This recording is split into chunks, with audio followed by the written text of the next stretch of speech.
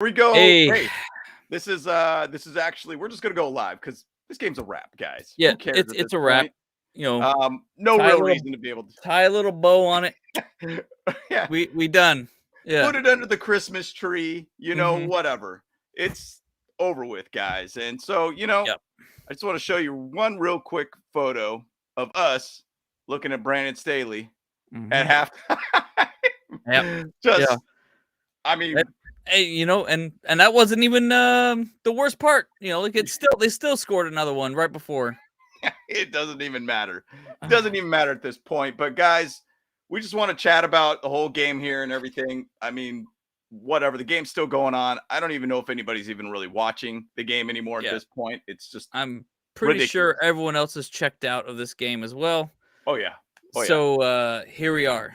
Here we And are. let's just go ahead and get into it. I'll press the button in our intro, guys. All So right. here we go. Bolt Bros bolted down. Oh. I'm Dale Henley. You watching the Bolt Bros podcast? Let's do it!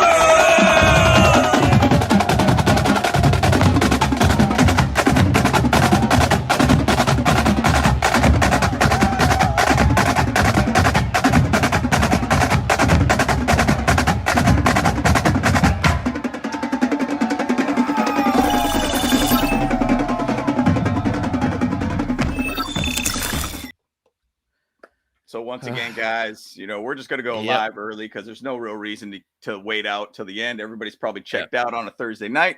Hey, Yep. it's still a work night, but that's it. Just waving the white flag. We're Just waving the good. white flag. See you later, guys. Yeah. Time to go. Yeah. Lay to rest. But hey, by the way, guys, Andrew's not going to be on it.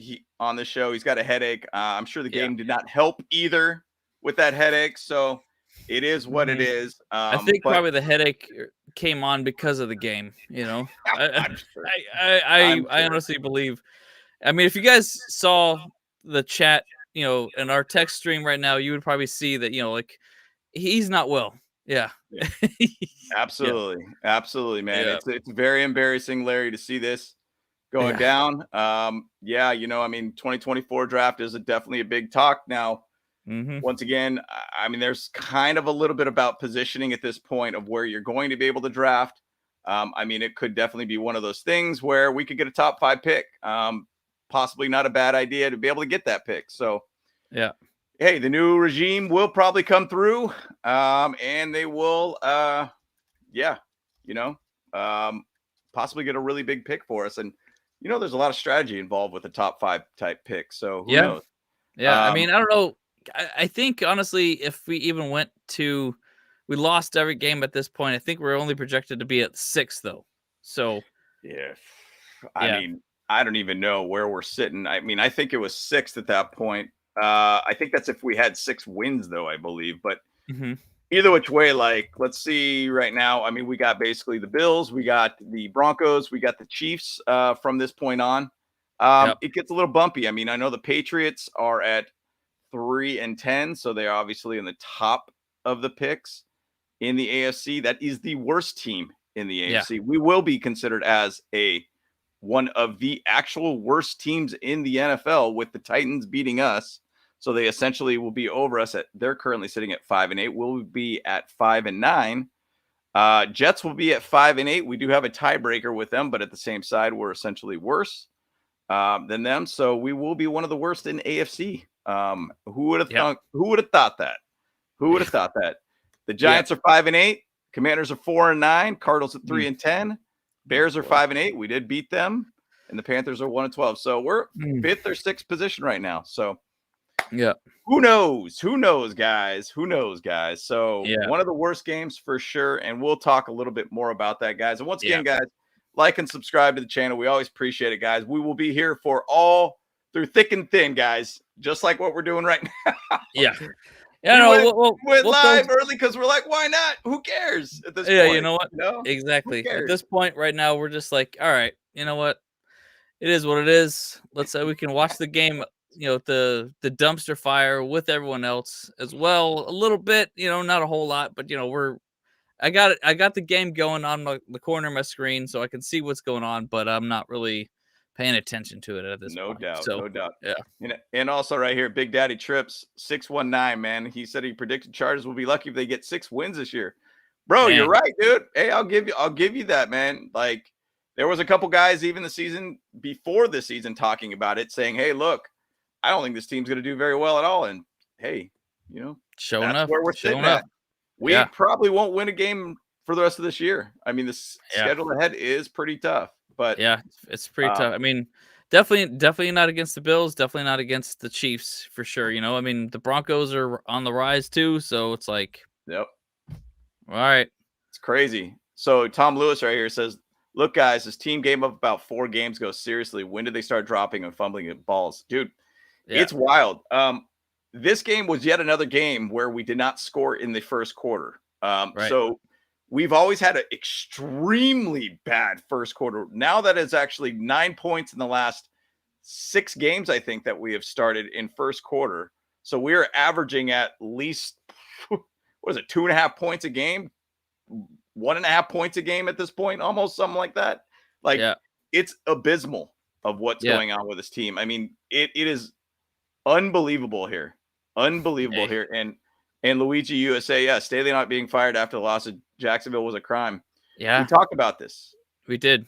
We talk feel about that. very, very heavily that him not getting let go and having that residual from that game, even Brandon Staley talked a lot about, hey, look, I think about that game every day after that season. Mm-hmm. It stuck with the team. It stuck with the coaching staff. Yeah. And you could clearly see that this team now is booking tickets, just like what Richard Seymour said. They're booking tickets to go to the Caribbean. They're booking tickets to go wherever. They're tapped out. Like they trunky. They pack their bags. They good. Got it in the car. They're just ready to go. They good. Time to go. Time to go. But straight up Molly whopped for sure, man. So let's just jump into a couple slides here, guys. And we'll get to your guys' questions and such. There's not a whole heck of a lot to talk about, but basically this is all of us staring at Brandon Staley, basically saying 35. Yeah. At the bro. At the 2. Yeah. 2 minutes left. I mean, what are we doing? What are we doing at this point, guys? Mm-hmm. Like, it's an absolute mess watching this. And this is, all Raiders fans are going to sit here and try to rub this in our face. Look, the way I view it as, it's whatever. You lose by 1, you lose by 70. What does it matter? It's still a loss. Like, still who cares? Loss. Yeah, I mean, still counts as an L. But I actually made a tweet on this for us earlier today. It was like, watching this game. I said this at the before the end of the first quarter, but watching this game was basically, in my opinion, was like watching William Wallace's public execution. Just getting ripped apart. Couldn't do anything about it. Just getting all of his guts ripped out of him and stuff like that, and just everyone just watching in horror, like, because everyone's screaming mercy, and like hopefully someone would scream mercy in the stands, please. But this is it's ridiculous tough to watch. Yeah. Well, and it's funny to watch even right now. You got Khalil Mack still on the field, Eric Kendricks, Kenneth Murray. Like, I get it. A player doesn't want to get off the field or anything at this point. But at the same side, dude, your chances to get back at 3 minutes and 40-something plus seconds in the third quarter, down 49-7. What does it matter at this point, guys? Get the young guys to run around and have a good time. Like, figure out what you have at this point. Yeah. And it's ridiculous to me to see stuff like this. Like, it's almost like at this point, we talked about it in the pregame show where it's like Brandon Staley loves his dudes, right? And would he have Justin Herbert still running around out there right now? Like, what does it matter at this point, guys? Like, it goes back to the Jacksonville game you guys went to last year. Yeah. Why is he out there? Like, get him out of there. Yeah. This is young dudes' time. Put your rookies out there. Let them run around. I understand you don't want to get 70 put on you, but hey, dude, I'm sure at some point, as you can see right now, the Raiders are kind of holding back because they're just like, hey, what does it matter at this point? Yeah. Like, we won. They definitely won. Yeah, they can slack off a little bit, but I think that's the biggest thing is that, Herbert was hurt in that Jacksonville game. Yeah. And they still let him play. And it's like, dude, what are you horrible. doing? Yeah. What are you doing? What are you doing here? You got a franchise quarterback there. You protect him with all you possibly could be, man. So it's unbelievable to see. And, Jared, I mean, who knows what's going to be next year? Who knows what's going to be next year? Who knows what's going to be with coaching and GM? Coaches make a big difference of a team. And, new energy brings in new feeling to the team, new vibe, new everything. Right. So who knows, guys? So let's move on real quick to another slide here. So, Brandon Staley obviously came out, well, just before going into the locker room. He still actually talked to, the prime team and everything too, just saying, hey, man, like, that wasn't us. We're going to come back, big uphill battle at this point. Hey, at least he still had the decency to talk to the media, even though he just straight up just got smoked. Yeah. But largest halftime deficit in team history. At this point, guys, it's actually bigger than that. If you guys go back to history, here you go. This was recent history. This is recent history. I think, and some people in the chat were saying that this game is the worst game that they've ever seen. I'm like, well, that game was bad. That game was worse, right there. 45-0 was awful. But I think that's honestly a defense mechanism that us Chargers fans have, is that we black out memories. We have trauma response. Yeah. When it comes to, like, what, I don't even remember this game. I certainly don't remember that game. The 45-0 loss. Like, I didn't even know about it. I remember that one specifically because the reason why I bring it up is that after that game, Anthony Lynn was told that he was going to get fired by the end of the season. Now, everybody wants Brandon Staley fired. Everybody wants clean house right now, or even earlier in the season. I just don't think the Spanos would do that. And what would be different right now for like next year? What would be any different, or for the rest of the year at this point? Even if you let anybody go, I think the team has already packed their bags to go to the Caribbean. Like, they're done. They're checked out. No more practices the rest of the year. Just during the week, go on a cruise. Go. That's all it is. Go hang out. Go to the beach. Freaking don't matter.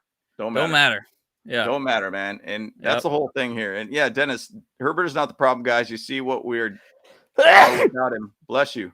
And Staley doesn't have Superman to ball his A out, and that's a whole thing, man. Like, Herbert's a stud, and we know that. I think it really started with the team when Justin Herbert was getting frustrated. I want to keep saying it was the Packers game where he slammed the ball down. He just got really, really frustrated or whatnot. I think that's when really the team started kind of falling off the wheels even more so. So awful. But I did want to go back to this whole screenshot here. This was the worst franchise defeat in 2020 with Justin Herbert, and that was against the Patriots. I remember that very specifically. I want to say it might have been Mac Jones or it might have been Cam Newton. I think it was Cam Newton during that game. Got straight up molly-whopped at home against the Patriots. And now we're at 49-7. Essentially, this is taking over that loss. Right now, I see Dean Spanos there just looking stunned. And, and even the room just where the lights went out. So it's kind of like, he's not looking happy there. So you could pretty much safely say at this point, guys, there's going to be changes at this point. You're pretty much going to say that, hey, Brandon Staley, I would assume Tom Telesco would be gone. Yeah. It's going to be a clean house situation here. And this is obviously the two guys here. So we could talk all day about these guys. I mean, I'm a big fan of Brandon Staley, but at the same side, we have seen enough of his resume as a head coach. We could see enough as Tom Telesco as a GM in the side of drafting, the side of his records, the side of his mid-year type transactions. We know what they are now.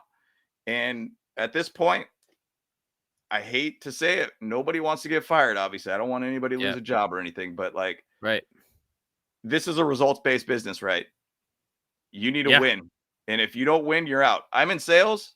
You don't sell, you're out, kind of thing. That's basically it. It's the same idea, guys, and it sucks. But this is the time where things have to go, guys. It has to change at this point. So it's tough. And we all are talking a lot about it. And the thing about it is the next step into coaching, GM, dude, here's Justin Herbert looking stunned on the sidelines right now. Just totally lost. So like, just, I don't know. That's a look of just disgust. It looks like disgust and shock and confusion. Just Wow. I don't know, man. He's done. He's done. And look, and this is Dennis Yum that said this earlier. He says, like, hey, if I'm Herbert, I'm asking for a trade or a pay raise. Pay raise, he's already got that.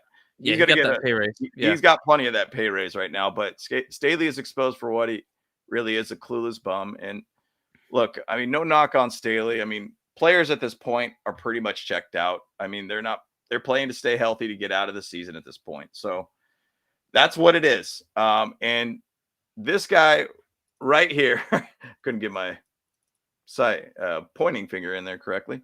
This guy, another Raiders something. Yet another Raiders touchdown. Another Raiders touchdown. There you go. So the reason why people would want to be here is because of this guy right here. We know who Justin Herbert is. The NFL knows who Justin Herbert is. It's about getting the right coaching for him to be able to be that guy that we know who he is. And this is the reason why, and he is the reason why we will get a coach that will actually do a good job, hopefully, at this point. The next hiring is massive at this point, guys. It was a fumble by Stick. So that is his third sacked fumble. And I feel like he was almost down at that point. If I look, it was 100%. The ball came out before he got down. Got it. Fumble 6. Unbelievable. But at this point, guys, I mean, it's thinking for next year. It's not going to get any better for the next 3 games. It's probably going to be the same kind of, crap show as what we're watching right now. So, did want to move over just real quick, just give you guys an idea. Tom Telesco as a GM, 79 and now 83 record. Obviously, 84 now. 84 now. There is no ties. There is one playoff win, I believe, throughout that time. Not good at all. And going to Brandon Staley, now we are 24 and 24, straight dead even 500. And we have now, even back with Tom Telesco, we have now seen our third worst loss as a franchise, with this one now being 55 or 56 and 7 or whatever it is now. With that playoff loss being one of the worst playoff losses in the history of the playoffs too. So once again, that's it. I mean, that's it, guys. I mean, there's not much to really talk about other than the next. This is it. The next donkey show, which is it's gonna be the Bills on Saturday. So hey, well, at least here's one positive thing, is that we actually have this is basically like a mini bye week that we got for the next game, because from the 14th to 23rd, it's a long little week, Yep. Well, yeah, but you know what? Like I said, like that's a longer week because the team that they're gonna go on a vacation, before that game, their the practice is gonna be like this on the beach here, just sipping martinis and just chilling, drinking some beers, and smoking the doobies, whatever they got, No doubt. I mean, and the whole thing about it is like Keenan Allen not playing in this game, with a heel issue and everything like that. Like, to me, like, are they just trying to sit down their guys that they want to have in the franchise and keep them healthy at this point? I think there's a point to that too. Yeah. I mean, I think that they just want to be able to, once again, just get everybody to be able to be healthy going into next season. Yeah. Don't worry too much about anything at this point, guys. This is all over with. I mean, in the chat, guys, just keeping it very open for you guys, and we'll get a little bit to your guys's, questions and stuff too. In the chat, do you think Brandon Staley's going to get fired after this game? Do you think Tom Telesco is going to get fired at this? Oh yeah, I really think that 100%. I mean, I think he should have been fired at halftime. I mean, that's bottom line, but like this could, but like you're saying though too, is like that 45-0 Patriots game. That's when he was told he was going to get fired. He probably got told before this game that he was going to get let go after the season. That's why, it's well, you know what? What's the point then? But at the same time, it's like, look, I mean, I don't know about you, James, but like doing this show kind of gives me in some way insider look of what the players might be feeling throughout the season, because yeah, I agree. It's a losing season. Yep. We but they still have to play, Yep. and like this, it's hurts to do this podcast when we're losing like this, like it's easy to do all this when we're winning, but when we do this like now it's like, honestly, like I kind of didn't want to do it. I'm like, well, but we got to, like we got to do it. To it. We're committed to it. And it sucks because, once again, we're a podcast where we're in it thick and thin, guys, and it sucks. And as a Chargers fan, you have a lot of these type of games where you're just in disappointing seasons. And going back to the whole thing, like we got people here talking about we're not getting Bill. Well, and he's talking about Bill Belichick. Right. I don't think that's happening. I think there's a thing that he's 71, going to be 72. He's going to be one of the oldest coaches outside of Pete Carroll as a head coach. Right. He's not getting any younger. Even if we had him here, it'd probably end up being like 2 to 3 years, because he's going to probably have some health issues at that point. And the guy's done plenty in his career. What does it matter at this point? Right. Yeah. What is he playing for now? Like, I mean, he's already a Hall of Fame coach. He's already like he's achieved everything that a coach should dream for, I guess. What's the reason for him to play? I mean, I guess there still is that competitive spirit, and he still feels like he could do something, I guess, like, I mean, and he made millions of dollars. Dude, just run right up to the sunset, like it's like, you're fine. You're totally fine, like all good. Yeah. All good. Move on, dude. Move on. I think my biggest thing is like, I don't want him, just because I feel like in a lot of ways the Chargers are kind of like a retirement home for a lot of players, and potentially, and if we had Belichick, it would be a lot of for coaches too, like it's, and like, this is something I had in the back of my head for a while. It's like, are the Chargers a team to just bring up young talent or whatever, and then move them on to greener pastures, and a retirement home for players, and then essentially do the same thing to give new coaches a chance to rise and to get their their coaching chops in, with zero to minimal like recourse, because whatever, like, is that the destiny of the Chargers to handle those things, like to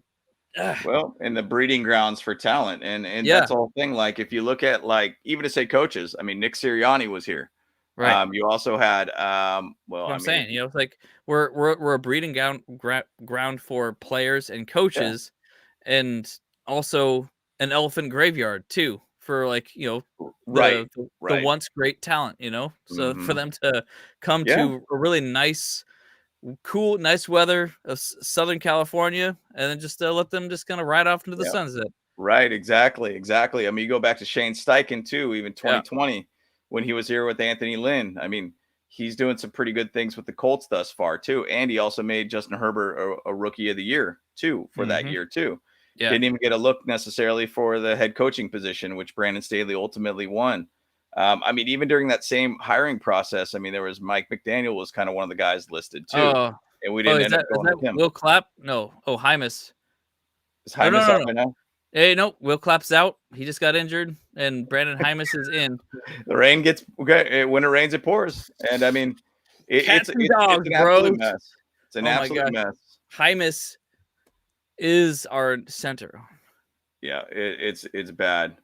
So can we have also Popper ask if he's going to call plays next week? That's going to be fun. Yeah, I want that. That would be great. How big of a fan am I for Staley now? I mean, right now I was a big fan of him, but we know what it is now. And another defensive touchdown. Oh, really? The Raiders. Yeah. Oh, that's great. I mean, it's a mess. I mean, this is absolutely a mess. But yeah, I was a big fan of Staley. At this point, we all know who he is now. And that's all three of us were fans of Staley. We believed in Stanley. Like, our shirts, "Let's Go Brandon," was actually in support of Brandon Staley. But it also doubles now. It could also double now of the real meaning of "Let's Go Brandon." Yeah. I mean, and I'll even say the one thing too. Oh my gosh! And it was a one-handed catch. It was. Was it? Oh gosh. Oh Oh. gosh. So, in the one thing too, I was going to say, and Aether's over here saying, I'm happy to see that Spanos is seeing this. I mean, Spanos is at every game, regardless, on the road or whatnot. I mean, I'm sure that they basically go on the same exact plane all the way to the game. It's just he sees every single one of them. It was interesting in the shot that they showed Tom Telesco. He looked like he was in a totally different suite at that point too. So they weren't even in the same suite with the ownership at that point. So I thought it was quite funny to see that. But look, there's going to be a conversation being said after this at this point, guys. But the one thing I'm going to say is that, we are going to get a team that's going to have a high draft pick at this point. You could use that as a bargaining chip at that point. Right. I had a buddy that sent over the clip of the 2004 draft when we ended up getting Phillip Rivers, drafted Eli Manning, the whole trade that happened, and using that as a leveraging bargaining chip to be able to get more picks. Yeah, we ended up getting Sean Merriman out of that, Nate Keening being a couple of those. I think it was Phillips also out of that one too. We ended up getting a pretty good haul out of that deal. So the thing about it is what I'm saying is that we need to be able to find a GM who's aggressive. I was going to go back to the point too of where Tom Telesco, what we're seeing right now is these mid-season, non-mid-season acquisitions, and you're seeing the depth being completely exposed at this point. You're not finding those guys that I understand you want to breed your own talent, but at the same side, we're breeding talent that's not working on the field at all. And you're getting smoked at this point, guys. And this is really completely embarrassing to watch. And that's exactly what Emmanuel says there is that it's embarrassing. And worst day of my life. Yep. I mean, nobody likes to lose to the Raiders, right? And I hate finding a way to lose to the Raiders like this. So it's tough. It's tough. So yeah. And so Stick is known for running QB and has a whole field ahead of him, and yet gets rocked left and right. Past dumb and dumber coached to fail. Yes, it is at this point. I was gonna say something, but I don't know, man. I'm just kind of at a loss for words here. It's just so it's so painful. Yeah. But I think this is Brandon Staley will go down in the history books 100%. He is a historic coach, and for all the wrong reasons. You can say that. You definitely can say that. I mean, we've coming off of the Jaguars game, that was one of the worst games in playoff history. And then coming off of that was it was a 4-game loss streaks. You include the Broncos game before that one, and then the first 2 games of the season, all of which games were we lost by less than 3 points or whatever or whatever. And they put a stat here, that was the stupidest thing. Man, that was a frustrating thing to see too right away.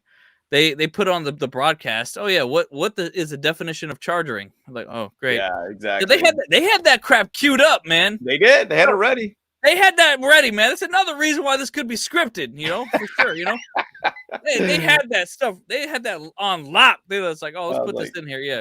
Thanks a lot of guys. Just grind it a little bit further in us on just primetime TV here. Yeah.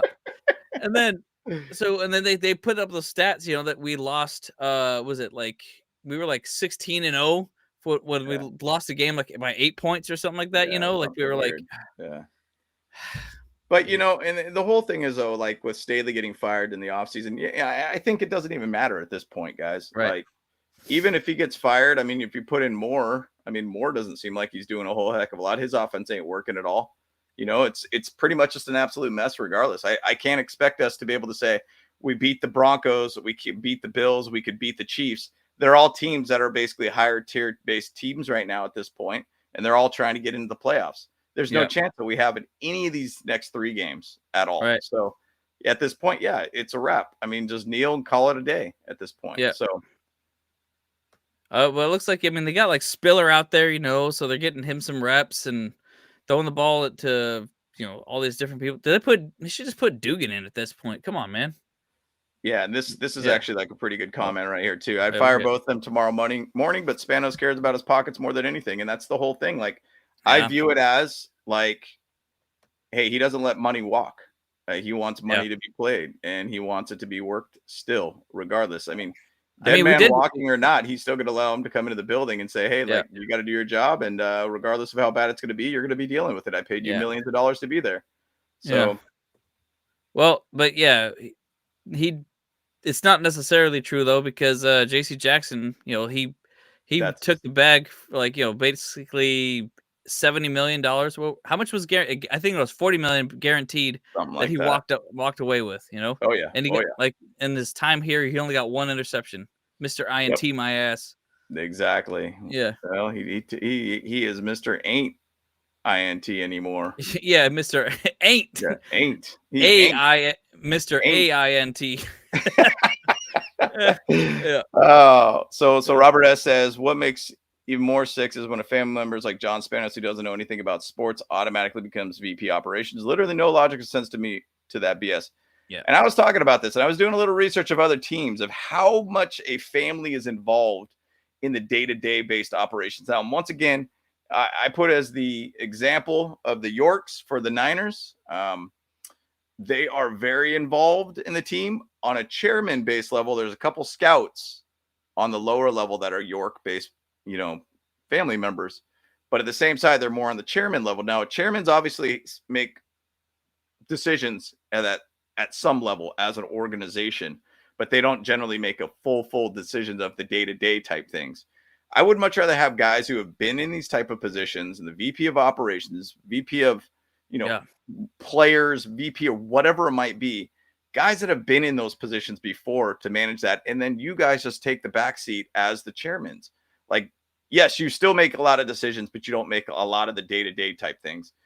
It makes a big difference, in my opinion, as an organization. And this is the only organization I know in the NFL that kind of does that, where it's like the family is running everything. Like, a lot of hands-on. And once again, they did inherit a lot of this team anyways, too. Alex was kind of running a lot of it. And a lot of people basically just kind of, fell into this, organization at this point. So, right. Yeah. I feel like there's times that I've had bosses that are just bad at hiring, bad pickers, essentially.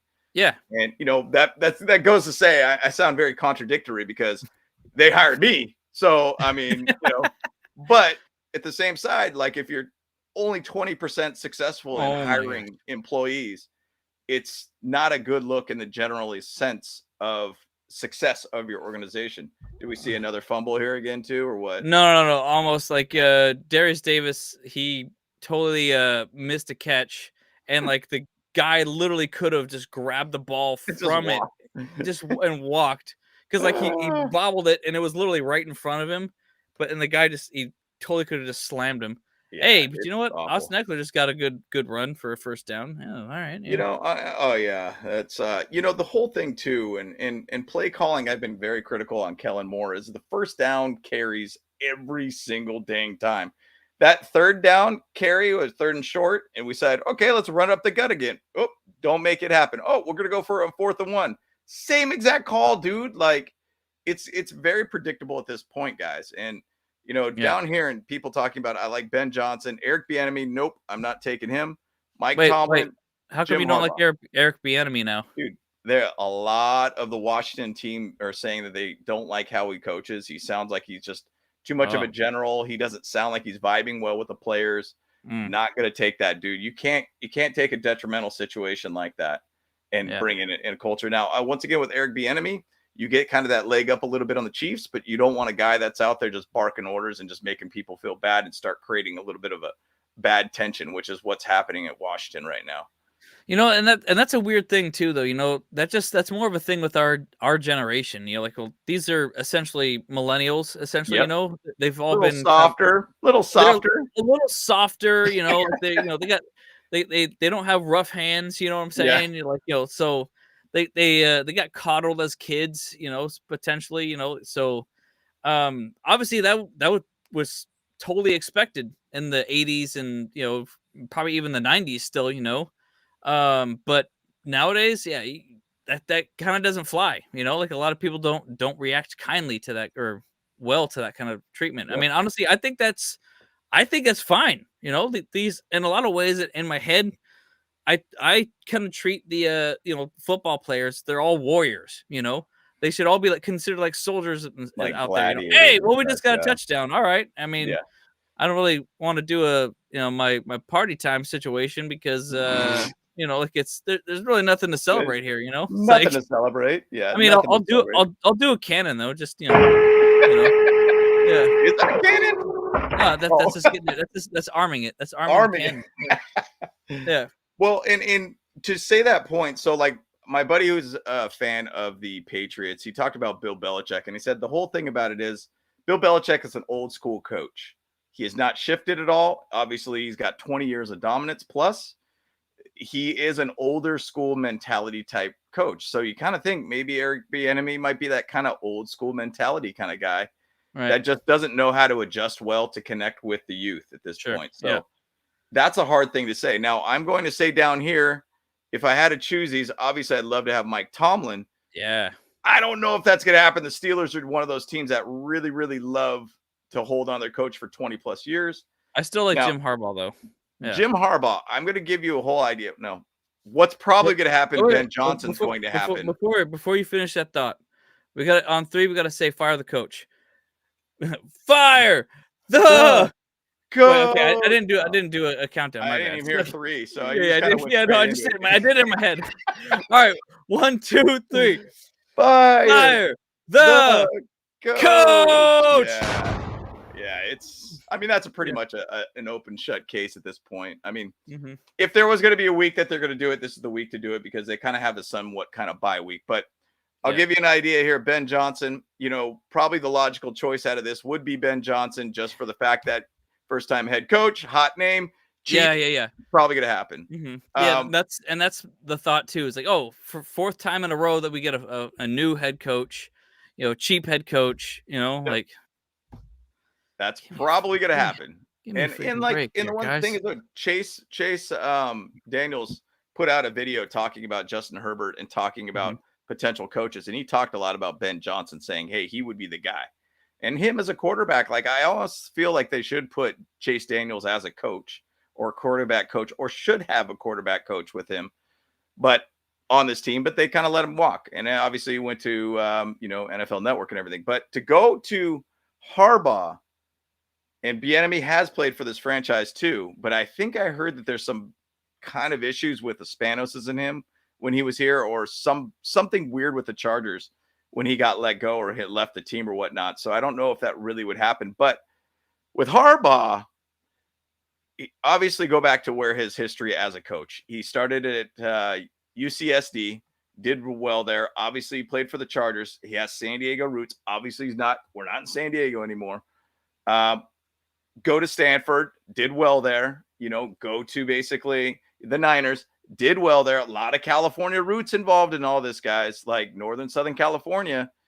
Obviously, it makes a lot of sense. And if some of the reports earlier this year, if they've been talking to him, all right, this is my conspiracy brain trying to put this all together right now, guys. Oh, yeah. Let's hear it. So with Harbaugh and the whole report that Michigan's like, we're going to give you $11 million for 55 years.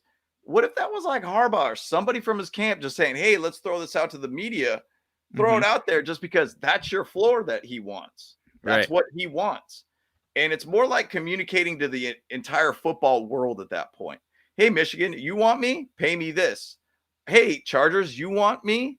This is my floor. It's a way to be able to manipulate the media to communicate to everybody. Now, to the Chargers' current state, if they end up moving along from Brandon Staley and say Tom Telesco, that's communicating to the NFL world, hey, we got positions available for you right now. Hey, Jim Harbaugh, we got a position available for you. If you want to coach Justin Herbert like you've been talking about, this is the time to basically talk to us and get that contract potentially done. I don't know if they could really start doing interviewing when he's under contract with the Michigan, Wolverines right now, and he's going to go into a playoff situation.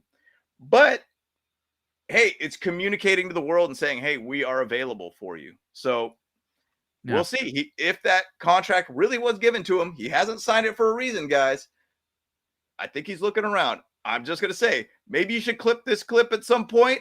If we get Jim Harbaugh, hey, my conspiracy brain is correct.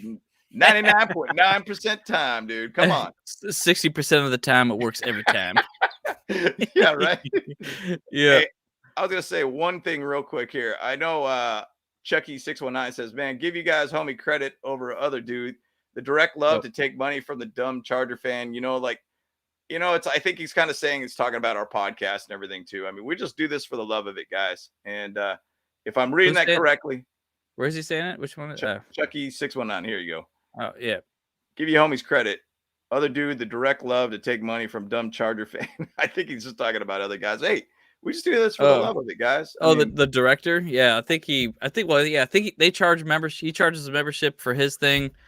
And I'm pretty sure, some other ones do. Like, I mean, honestly, like, yeah, we do this for the love of it. Honestly, we've talked about that. I'm like, I really just kind of am totally fine with, you guys, if you want to, you can buy our merch. You can do something like that, Yeah.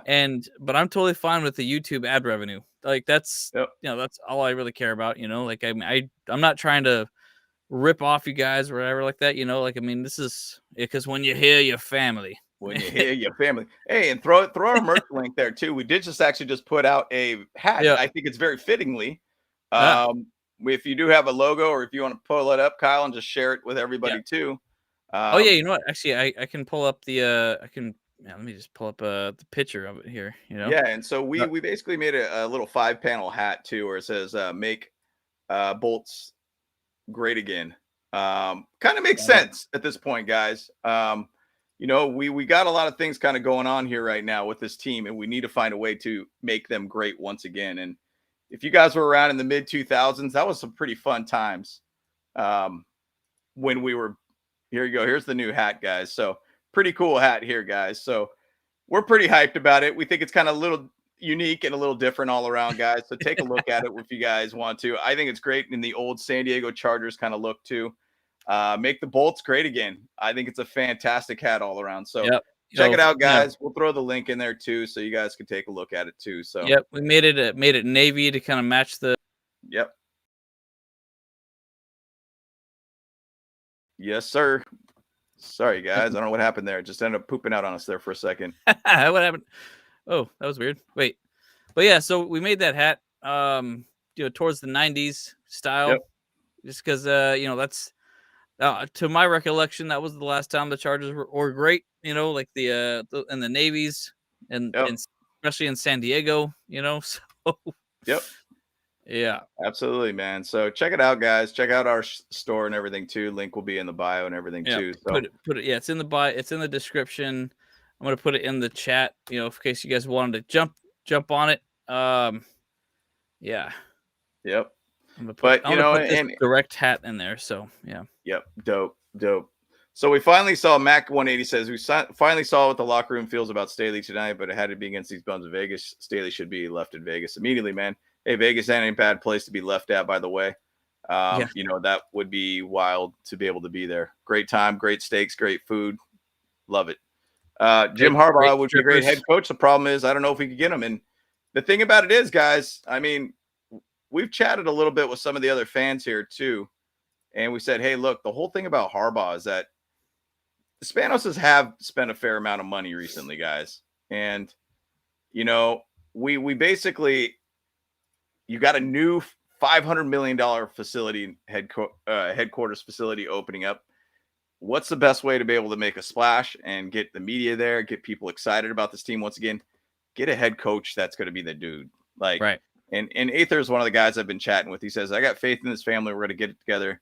See, I believe in this family. No one else does, and I don't care. And really, truly, not many people are very confident about the Spanoses. I mean, just like in our live last time, I think when he said that, Kyle and Andrew basically said, is he being sarcastic here? I don't really get it here. No, I didn't believe him. I'm like, I sense some sarcasm there because, man, honestly, I'm sorry, Aether. I wholeheartedly disagree with you. Like 100%, I disagree because the Spanos family has owned the team since the 80s. Basically as long as I've lived on this earth, basically. And what have we seen from the Chargers to have any faith in them? Yeah. Like let's look at that. Like we've been to one Super Bowl and like we've been to essentially 2 AFC championship games in that time, and we won one. So yeah, we've had some good runs here and there, but we're not making the playoffs every year like the Niners or the Chiefs now. Like we're not contenders right now. Like we're pretenders 100%. That is what it is. So like I don't know. And like and what I also think too is that like Dean Spanos, John Spanos, whatever, all the Spanoses currently, they inherited the team. And AG Spanos is Alex, he's still listed as staff on the Chargers website. Like he's managing the team from the freaking grave. No wonder why we're in the dirt, I mean, yeah, and it is tough to watch that, man. I mean, it's tough to be able to kind of see what this team has developed into. And then once again, there's people that have been in managerial positions that are bad hirees. They have bad decision making. It's at the same side. You really hope that Dean Spanos and the Spanos family can kind of really get this thing right. Once again, this next regime, I mean, at this point, we're going to speak as it's going to happen. They're going to get let go. They have to do a whole clean house kind of situation at this point. Yeah. You can't have a guy like Justin Herbert just sign a massive contract, $262 million. To keep him happy, you got to find that guy that will make him be that next level player. We know who he is. And at this point, you can't basically give up the next 4 years of Justin Herbert's career and get a bad hire. You got to get this next hire right. That's where the whole thing is, though, that you have to get this next one right. So, Snake Sports Talk Show question really is, how does Dean get pissed at 21 in the 21-0 in the game? We've all been pissed off since the Jaguars playoff game. Yeah. I mean, it's that dude. That was one of the greatest games. That Jaguars game, one of the greatest games, and then it was one of the worst. And then it was one of the worst. Yeah, like that. Yeah. But isn't that kind of like exactly what this whole coaching staff's been? Like, yeah. I mean, honestly, like in the back of my head, I was literally thinking, it's like, okay, we're getting smoked this first half. Maybe we can turn it around in the second half somehow, because just like the Jaguars game, but it's like, no, the pain just continues, It's like, nah. Keeps going.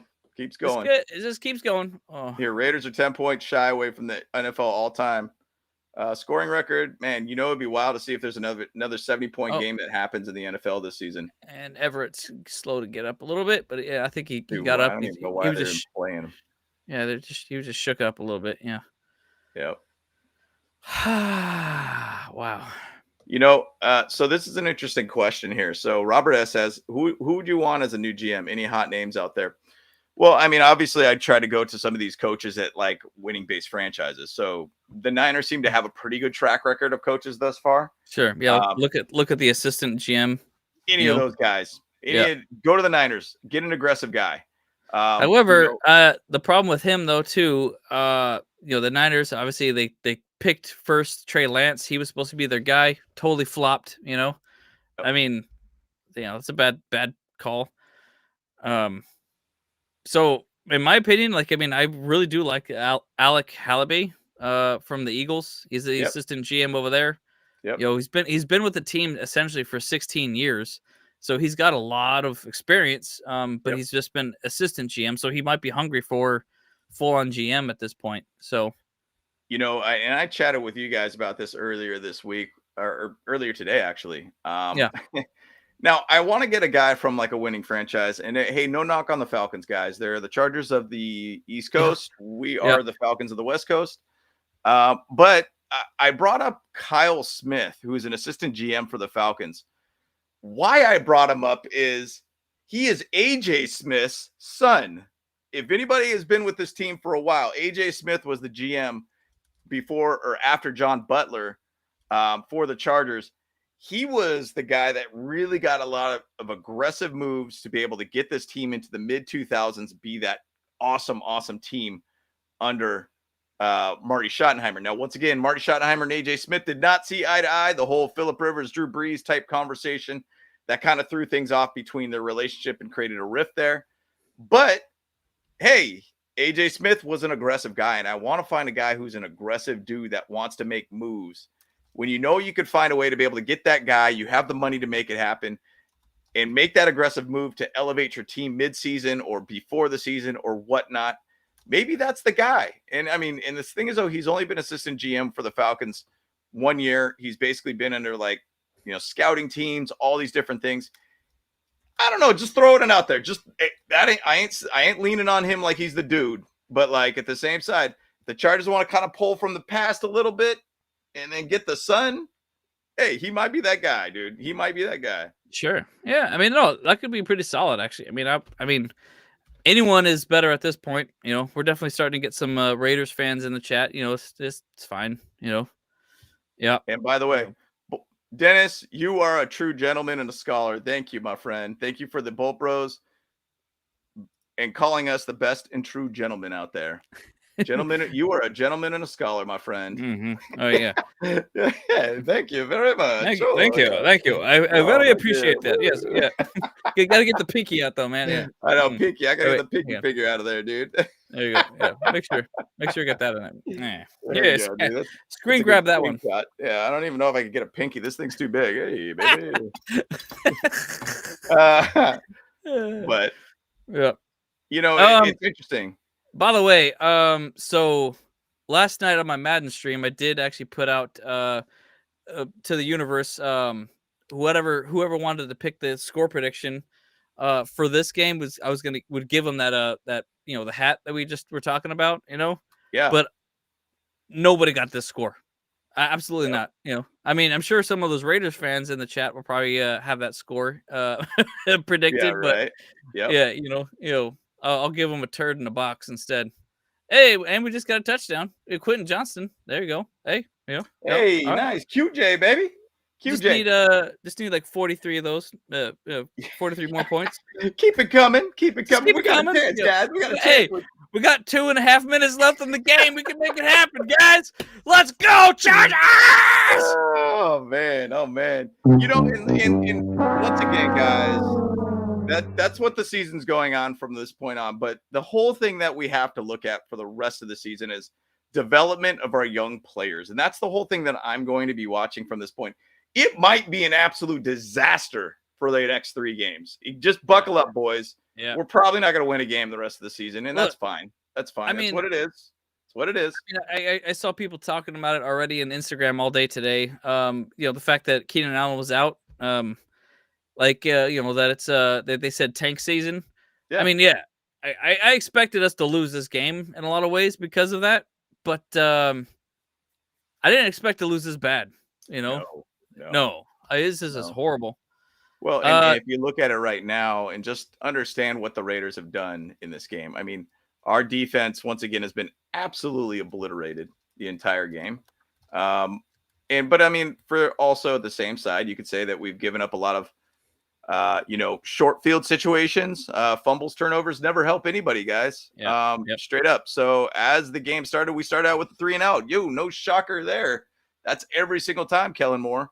Touchdown, fumble, short field, touchdown for the Raiders, back to back, basically. And then we fumble the ball again, short field again, touchdown. I mean, we got short fields. It makes the offense a lot easier, right? Right. Punt. All right, we had a short little thing there. Touchdown Raiders. Punt, touchdown Raiders. Downs, touchdown Raiders. 42-0 by the half. All right, come out of the half. Okay.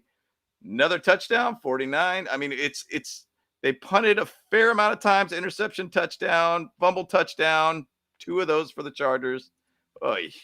I mean, it's brutal. It's just brutal to watch. I mean, when your team is just rolling like that, it is what it is, guys. It's just a straight beat down at that point, and it's tough. But going to Aether's comment here, this team, Kyle, this team, one, sell the franchise. They want a championship. They're desperate. They're going to go all in off season and coaching in the coaching and GM. Yes, I really hope so, my friend. I mean, yeah, if they go big on GM and coach, then maybe I'll have an ounce of hope. But man, it's really hard for me to have that ounce of hope. But hey, man, I honestly still win, lose or tie, Chargers fan till I die. Yeah, it doesn't matter. Bolt it till I die. Look, as long as they're still the Chargers and they still, like all that stuff, I'm okay with it. Like I feel like honestly, like going from like the Oilers to the Titans to bring that in, like changing their name. Yeah, that's the nail on the coffin right there. It's like, okay, I can burn all my Chargers shit. It was interesting because when they did move to San Diego, some people were making a rumor that they were talking about leaving the name Chargers out there and then rebranding everything out in LA. And they just obviously took the name with them and called it a day. So yeah. But it definitely, if they did that, then it became like a new team, like an expansion, essentially all that stuff, then that would be a death blow for me. It would be pretty tough. It would be pretty tough, but I mean, I don't imagine that they're going to do that at this point. They've already done enough branding on this point. So yeah. Chucky 619, been a fan since 06. Make the Chargers great again, my friend. Hey, you could also make yourself have a hat that pretty much says "Make the Bolts great again" through our store if you want to check that out. So, and then this is a really good point, man. And that's our hat right there in our store there. Awesome hat, and it goes back to the 06 Bolts pretty much. Actually, could possibly go more into the 99, the 94s. 94s, yeah. 06 LT years, kind of those good years. Kind of model after the San Diego Superchargers. Yeah, dude. So San Diego Chargers. That's right. And so easy shout out over here, dude. Do you think Herbert's going to try to get out of his contract? Nah. So it's funny to me, man. I've always had this thought. I don't understand why. And I understand players are saying, hey, I might as well take that money now because it's being given to me. But at the same side, I don't know. I'd have a lot of conversations with the team before I'd make a contract or sign a contract to say, how are you going to make me successful? I've done that with job interviews. How are you going to make me successful? What is the tools that you're providing me to make me have a successful job? Right. And I guarantee Herbert, if he left before signing that contract, he probably could have got that money somewhere else too. Like, I understand he probably thinks, man, I want to stay here in LA. It's great. Like, I get it. But I mean, you could have got that money anywhere else. So it's just wild to me to say, man. It's wild to see. But Andrew Dang, man, as long as the fans keep going to the games, fans will change. He'll keep earning money for merchandise and TV contracts and everything about the NFL, man. But at the same time, it's like, I mean, we really don't have the largest fan base in there. It's like, I looked at like the whole the numbers or whatever like that. Like, we're on par with the Titans and who've had a struggling fan base as well. And it's like, we really don't have that many fans going to the games. We don't have them many. Like, people. Justin Herbert was one of like the top, jerseys that was bought. But I honestly don't think that the team gets much money from jersey sales and stuff like that. It's all about the TV contracts, I think, really, like where most of the money comes from. Yep. Gosh, it just makes me sick. TV and NFL, man. Did you see that stat that pulled up? They said it had first time since 1950 Rams to have 8 different players score a touchdown for one team. Oh, so that's insane. That's insane. My gosh. And this is a good point here. Clippers getting a new owner is doing much better. What's interesting about him, I can't remember his name for some reason, the top of my head, but people talked about, like, what if he bought the Chargers? I mean, he's got a new facility right next to SoFi. I mean, he's extremely rich. What if he ended up buying the Chargers? That would be wild. Hey, same acronym on the screen for the Los Angeles Clippers for the Los Angeles Chargers. LAC, yeah. LAC, dude. I mean, back to back, easy. Funny enough, I actually do have a shirt like that here. Hang on a second. You do. And then Eric Montoya asks, how do you feel about Kellen Moore? I've been kind of critical about him. I don't think he's doing that well. I think he might also have been checked out a little bit in this team. I think that he might have actually already decided to move on from this team. I think he feels like the situation might be kind of toxic or something like that. I mean, there's rumors about him being the head coach for the Panthers. Who knows? But I mean, this offense has been stalling for some weeks now. So yeah, here's our Bolt Bros basketball t-shirt. It looks very similar to that Clippers logo. It's LAC Bolt Bros. It's like the Chargers of the Bolt Bro, or the Clippers of the NFL, right? So yeah. we kind of had a little bit of fun with that one. So yeah. So they're gonna ask. I mean, we could try to pull up the press conference as it comes up. I don't think I'm in my Facebook here or anything like that, or be able to pull it up. I think maybe it goes Facebook first, right? Yeah, I think so. Yeah, I could pull that up. I don't care. Yeah, man. I mean, it's gonna be a minute though, too. Yeah, it'll be. The game's pretty much over now, obviously, and so. It is a final score, guys, for the Raiders-Chargers game. Last game of the year, we split the series 63-14. 63-14. The Raiders has throttled us. They literally put their freaking foot on our throat and just kept grinding it, man. We got California curb stomped, baby. Yeah.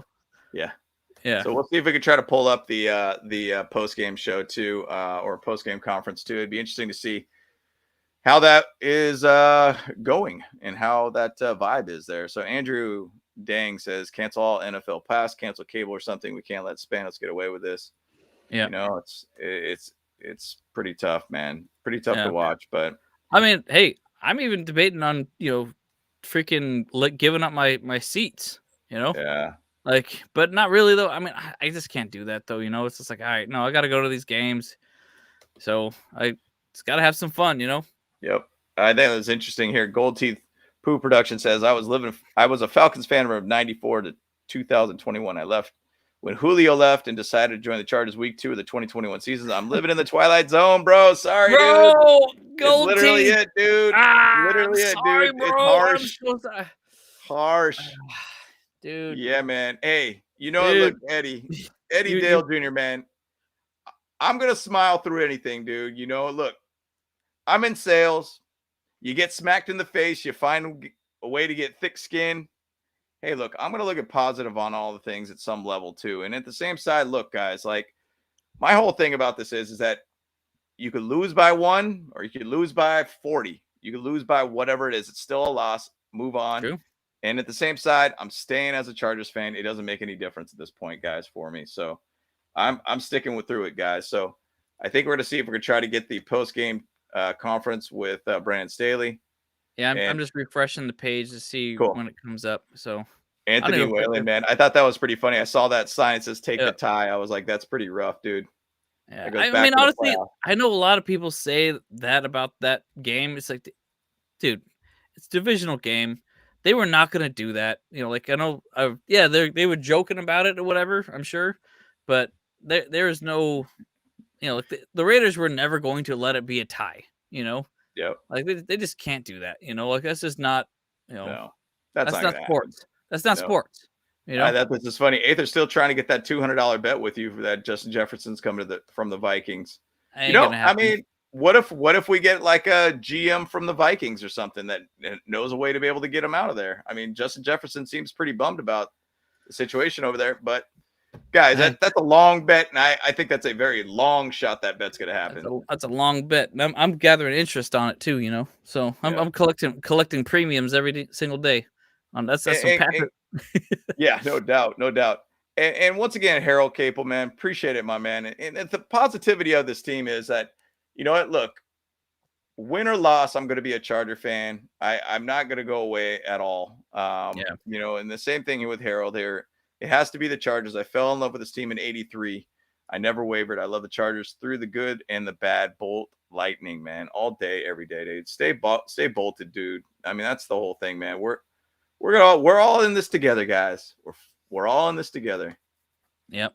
Yep. And the press conference is going to be interesting. We will see that here pretty soon. I'm sure it will come up here shortly. And what we will do is we'll pull it up once we get that there too. You know, and this is a good little point here. Moto Record says the team needs to have a camp fan fest in San Diego, reconnect with the original fan base. The LA move has been a complete disaster. I do feel like it sucks that they kind of fully abandoned all the San Diego fans. They do need to go out there and really, really connect with them in some level too. Is Popper going to Popper once again? I think Dennis Yum says that. Is Popper going to ask him if he's please? Yes, I want him to do that. Yeah. Yo, we might get we might get one of those press conferences where it's like we let them off the hook or something like that. Yeah, right. Get them all like heated. That'd be great. Yeah. Yeah. Oh, yeah. We got to play the emotional damage, by the way. Emotional damage. I don't think I have that one. We'll see if Staley is gone by tonight, man. You know, Vegas ain't a bad way, man. Yeah, right. You know, I ain't giving up, Moto, man. We sticking in this, man. And you know, reality check it better. We got a better shot of getting Harrison Jr. than Justin Jefferson. And hey, man, you know what? Harrison Jr. would be phenomenal to be on this team. Now, do we really need a wide receiver? I guess it depends on what we're going to do with our current wide receivers. You know, I mean, Quentin Johnston's one of those guys that I'm going to be watching quite a bit. I'm going to see how this run game works, see how Isaiah Spiller looks. Everybody's on notice at this point right now with this team, guys. Like, there's going to be a lot going on there for a while with this team. So, and yeah, Leo, man, I've been doing this for 47 years, dude. Hey, you got thick skin, my friend, and keep it going, dude. Keep it going. I look at it like this, guys. I look at it like this. Some point we're going to be a winning franchise. It took the Chiefs a while to get their second Super Bowl, right? I mean, it was like, what was it, late 60s, like early 70s that I think they had their first Super Bowl. It's been a minute for them. We got an AFL championship in the 60s, right, guys? I mean, that's our only championship. 63, I believe. Which is really just the equivalent of an AFC championship. You know, basically, so, you know, so we have two of those then, basically. Yep. So two AFC championships, yeah. Right. So, I mean, it's going to take time, guys. But, you know, hey, remember, throw it out there, that news report, SoFi is going to be the Super Bowl 2027 site. So, hey, how cool would it be if another LA team ends up winning a Super Bowl there? And what if that would be the Chargers? That would be amazing, man. That would be amazing. You know, and that's honestly, that's what keeps me here with the Chargers, is that, like, we would be there for the first time that the Chargers win. You know, any Raiders fans, most Raiders fans weren't born when the team was around, when they were winning, like, especially Jets fans, most of them weren't around when they won a Super Bowl, no doubt. Probably the Browns fans never been to a Super Bowl. Never been. Yeah. The Lions, same thing. Never been to a Super Bowl. Yeah, and like, even the Bears, like a lot of them, they weren't alive when they won a Super Bowl. Sure, they got one. They have a history of winning the big one, but in my opinion, they're really in the same boat as us, as not being like, they haven't seen it. They haven't seen them win. So, like, unless you're a Chiefs fan, maybe a Niners fan or Patriots fan, like, within these years, you haven't seen your freaking team win. Yep. No doubt. Yeah, and Chad, we're going to try to see if we can watch the press conference here too. What if it never even happens? It might not. That would tell us a lot too. they just keeps on walking past the booth. So Anthony, under Spanner's ownership, 30 years and one Super Bowl appearance. That was a big L. Yeah, and that was a big loss. 2 AFC championships, L's under this ownership, trash. I mean, even to say the amount of losses, now putting this on that resume too. We've had a big loss, one of the bigger losses in this franchise. Actually, the biggest loss in our franchise. Definitely biggest loss in the franchise. Yep. It's wild right now, man. And if I'm wrong, don't blame me. I'm drinking heavily right now, no doubt, man. Thursday night's a new Friday, right? Yeah, that's right. Thursday's a new Friday. I passed the emotional damage stage, and I'm just numb, no doubt. I think I do have that one queued up here. So, yeah, where's my soundboard here? There it is. That would be hilarious, man. A Popper should get a front office. Emotional damage. Just another one of those games for us, guys. We're probably going to have 3 more emotional damage games. Oh, yeah, this is the sound for us to go home. Yeah, no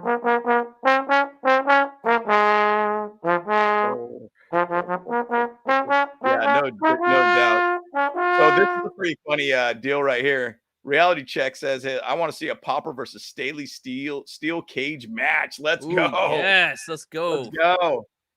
Yeah, man. I mean, there's really that gives me a really good idea for a meme right there. Yeah. Thank you for giving us that idea, guys. Yeah, that gives me a good one.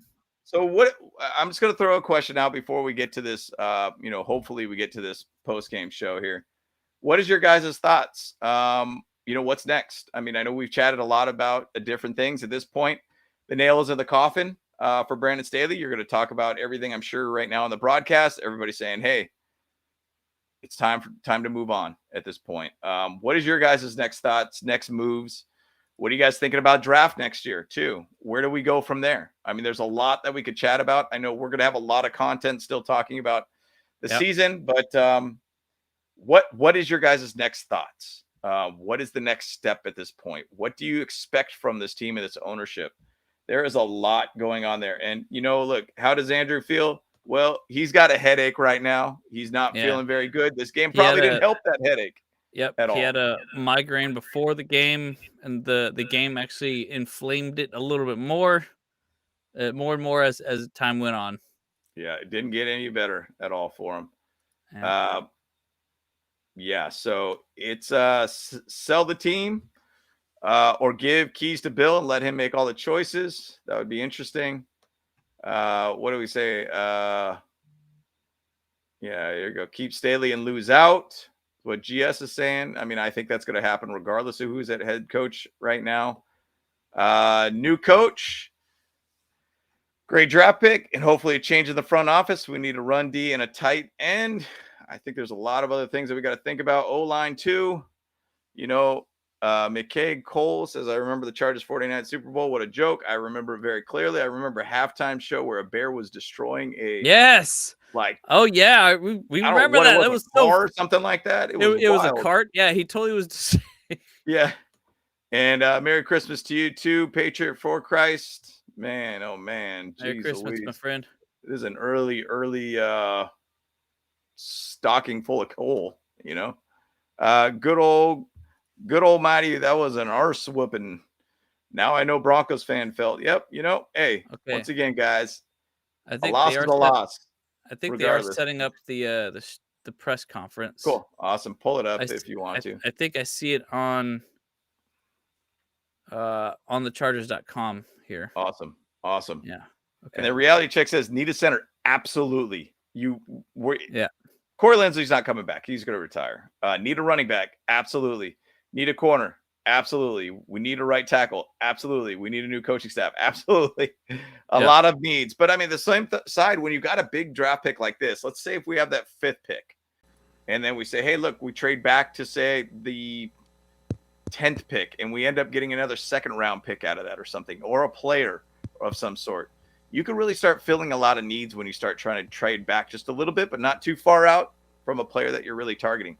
Brock Bowers probably be a guy that you could probably get in the 10 to 12 range, possibly just sitting at this point. Let's say if you want to get a Brock Bowers, you trade and get us another 2nd round pick. You could find a center in 2nd round. You could find a corner in the 2nd round. You could find a right tackle. I mean, the big thing is, though, at this point, a lot of the good coaches out there build at the lines. You got to build those lines and stabilize those lines as much as you possibly can. So that's definitely a focus and need. So, yeah, press conference. We're working on it right now. It should be coming up once he's up on the podium. Yep. We will get it rolling for you guys. Keep KA, Keenan Allen. I think you have to at this point. I will say Tom Telesco's baby is Keenan Allen. It comes back to 2013 draft when he first drafted him in the 3rd round. He basically talks about that. That's his dude. And new ownership, new GM might think, or I wouldn't say ownership, new GM might think differently. So that's good. And Palmer, I'm good with Palmer being back here too, for sure. Yeah. Robert S. Who do you guys want for the first pick? I'd either want Brock Bowers, Marvin Harris Jr. If either one of them are there, getting the best cornerback wouldn't be a bad idea either. I think that's all pretty good. And Brandon on the podium. Here we go. Here you go. Do you guys hear it? I would turn it up. I don't know, Jeff. We just didn't have a good game tonight. We didn't have it from the beginning. Let us know if you could hear this. It's just one of those games where nothing went right for us. And, we got a good group of guys, but it was just one of those games where all three phases, the worst thing happened to us tonight. So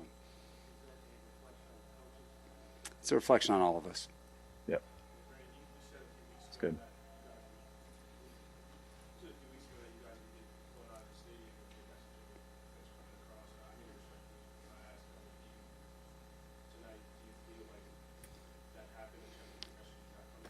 We didn't play well enough tonight, Chris. No doubt. Like I said, Johnny. Nothing went right for us tonight. And I thought the guys at the end did a good job hanging tough and putting some good drives together on both sides of the ball. But like I said, in that first half, it's the worst that you can play. And it was in all three phases. And, I take full responsibility. How do you feel about the effort of the players? I don't question the effort of our guys. Why not? I know those guys. I've been with most of them 3 years, and I know them inside and out. I'm with them every single day. So this is just a really bad game in the NFL where nothing goes right, everything goes wrong. And Kevin, I think that's what Popper was trying to get at. Brandon, Willie Ramirez with the Associated Press. You say nothing went right tonight. All due respect, last 3 weeks the offense has somewhat been stagnant. You pulled out a win in New England, but with 2 field goals. Do you personally feel there's a disconnect between yourself and the locker room, the players? I don't. I mean, I don't think he'll ever admit that. I don't know that. But Do you think you should be? Yes. Why? I know that what I've done here for 3 years, and I know what I put into this. Popper. I know that we're capable of going. I know Popper's the in type the of coach back. that I am. I believe in myself. But again, this isn't about me. This is Hopefully about we a don't group get that's this hurting in video there. pulled down, by the way. We got to get some rest, and we got to get ready for Buffalo. Yeah, we'll see. We'll just I mean, how do you? we'll make it live again if it does. Why do you still believe that guys still believe in you, that you can go back in there and lead this team to whatever the rest of the season Yeah, is? you'll go talk to the guys after this, and you'll be able to hear from them. And I know these guys really well. And at halftime, what did you say to them down 42-0? I said everything that could have gone wrong went wrong for us, and that we got to go out in the second half, play for pride, make sure that we finish this game the right way. Wave the flag. That we can look at each other at the end of the game, knowing that we gave the game everything we had, and that's what that group did in the second half. What could you have done differently in preparation to get these guys better prepared to play tonight? Everything. I didn't do anything well enough to get us ready to play tonight. Wow. So if that's the case, then why should you be the coach? If that's Games like this happen in the Did you NFL. just say that? To every coach that's ever coached in this league. Ooh, here you go. Can look at any great coach that's ever coached in the league. Sometimes games like this happen. Ooh. And I don't need to retrace history, but it's part of sports. Sometimes there are games where it doesn't go right. None of it. And you got to put it behind you, and you got to move on to the next thing. Yeah. Yikes. Dude, look at his face. Look at his face. Look at his face. Look at his face. Mm-hmm. Bro. Dude. No, tonight was not a normal occurrence. Everything that could have gone wrong in all three phases went wrong. But was there any sense at all before the game that this could be coming, or did you feel as the game was starting? Did it feel like a normal preparation in terms of how the guys? Our guys did a good job in the two days that we had preparation. We took the plane with the right mindset. I thought we had good enough plans to win, but that wasn't the case.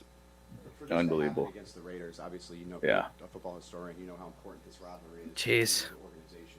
I mean, how much more does it sting for a game like this to happen against your best? Yeah, I mean, I hate it for our fans, but I hate it for our fans. I hate it for the players because I know what they're putting into this. I know what this season has been.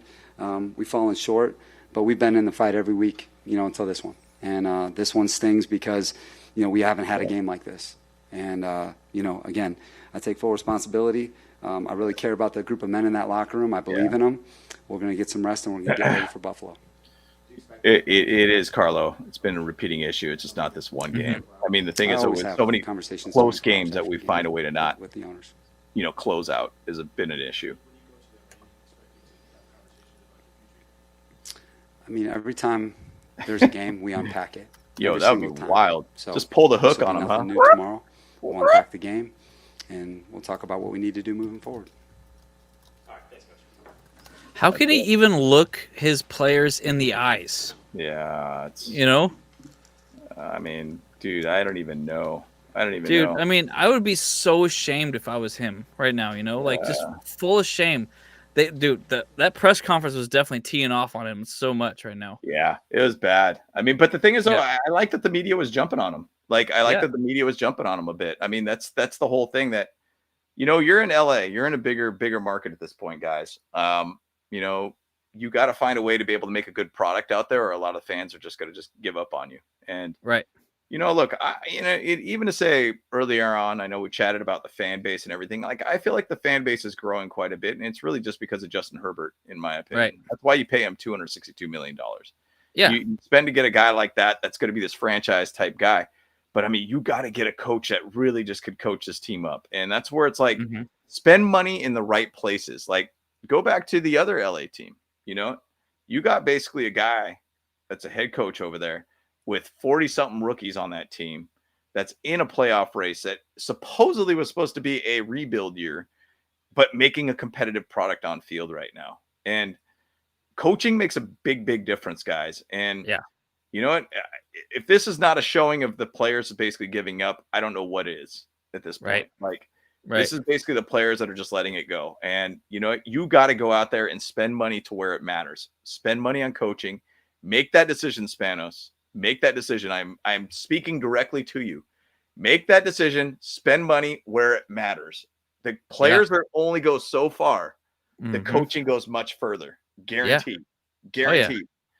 Guaranteed. And to have like consistency in coaching, for like years and years. That's huge. Massive. Massive. Yep. And I mean, that's the thing. Like, go with the Steelers. Like, think of Mike Tomlin. No. Yeah. I'm just gonna say Steelers as a franchise, one of the most winning franchises in the NFL. Yeah. Right. Lots of Super Bowls. 4 coaches history-wise with that crazy. 4. Yeah.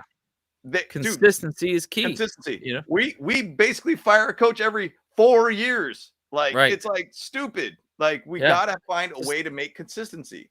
It's like a revolving door over here, like it's just like, okay. Yeah. Unbelievable. And that's just it. Like, that's why I always say it's the ownership, the shit 100%. rolls downhill, Exactly. And like the freaking, what's the lowest common denominator? Okay, we've had 4 owners in the history of our franchise, I mean, was it Baron Hilton and then that one guy, I can't remember, then Spanos, that's about it. I think maybe 4 or 5. I don't know how many off the top of my head. It's crazy. It's crazy. The thing about it is like, bottom line, this ownership needs to show that they care. And I do think that they're trying to find ways to care about the fans, about the team, about the organization and everything. You got to find a way to show that you want to be competitive. Now, once again, I'm saying this as, I don't know if Antonio Pierce is going to be the guy for the Raiders. I mean, this was a game where you were like, wow, we lost 3-0 last week. That's terrible. One of the worst, losses in the NFL. To now you got one of the biggest wins in the NFL. Very contrasting weeks here. But if Antonio Pierce is going to be there, okay, the division is somewhat even at that point for us. But if we go ahead and go get a first-year head coach, let's say the Raiders get John Harbaugh. Let's say they get Bill Belichick. I mean, there's connections with Tom Brady, with the Raiders franchise and everything. What's not to say they just bring in another head coach and you got another mastermind in the division at that point. We're hosed at that point. Yeah, and Johnny Paya is like, I love Rivers, but please don't make him a head coach. I'm a big fan of trying to pull from the past and bring them involved in your organization somewhere or another. They're starting to do like legacy players like LaDainian Tomlinson, Antonio Gates. They get a lot of guys that are legacy-based players here. I think it's good to be able to do that. Now, I don't know if Philip Rivers is ready to be a quarterback coach or an offensive coordinator or anything like that. We got to find a way to be able to make it happen here, guys. And we got to find consistency somewhere around here. Yeah. We got to find a way to be able to really make sure we get the right guy from this point on. So tough to watch, guys. Tough to watch. Yes. inconsistency is our problem. I'm beginning to see why Eli Manning did not want to come to Chargers. I mean, you know what? Archie Manning knew something too, right? Yeah. You know what? That's it. And I like this one right here. Where was it? Where'd it go? I'm sorry. We had another like comment here. I think it was something to the fact of, that's why I should be the head coach of this team. I think, yeah. You know what, man? Like, what's funny, man, is like we had my dream that I had. We got an Easton stick on now. You want to pull that up? No, I'm not gonna even. Don't even worry about Easton stick. Okay. I don't think we're really gonna get anywhere with that one. Okay. But you know, it's like the thing is though, like he had a bad game. The whole team had a bad game. I think it was really more just about understanding what Brandon Staley's doing here. So, bottom line, guys, like this is just an absolute mess at this point. And I know we're almost an hour and a half into this one, guys. I don't know if you want to wrap it up or anything, Kyle. I mean, I feel like we've kind of. I don't know. I mean, no, this is where we get a lot of people just now coming in because the game is over. That's kind of why I was, in a lot of ways wanting to just do it after the game. But I think a lot of people tapped out in the game halfway into it, you know? Yeah, exactly.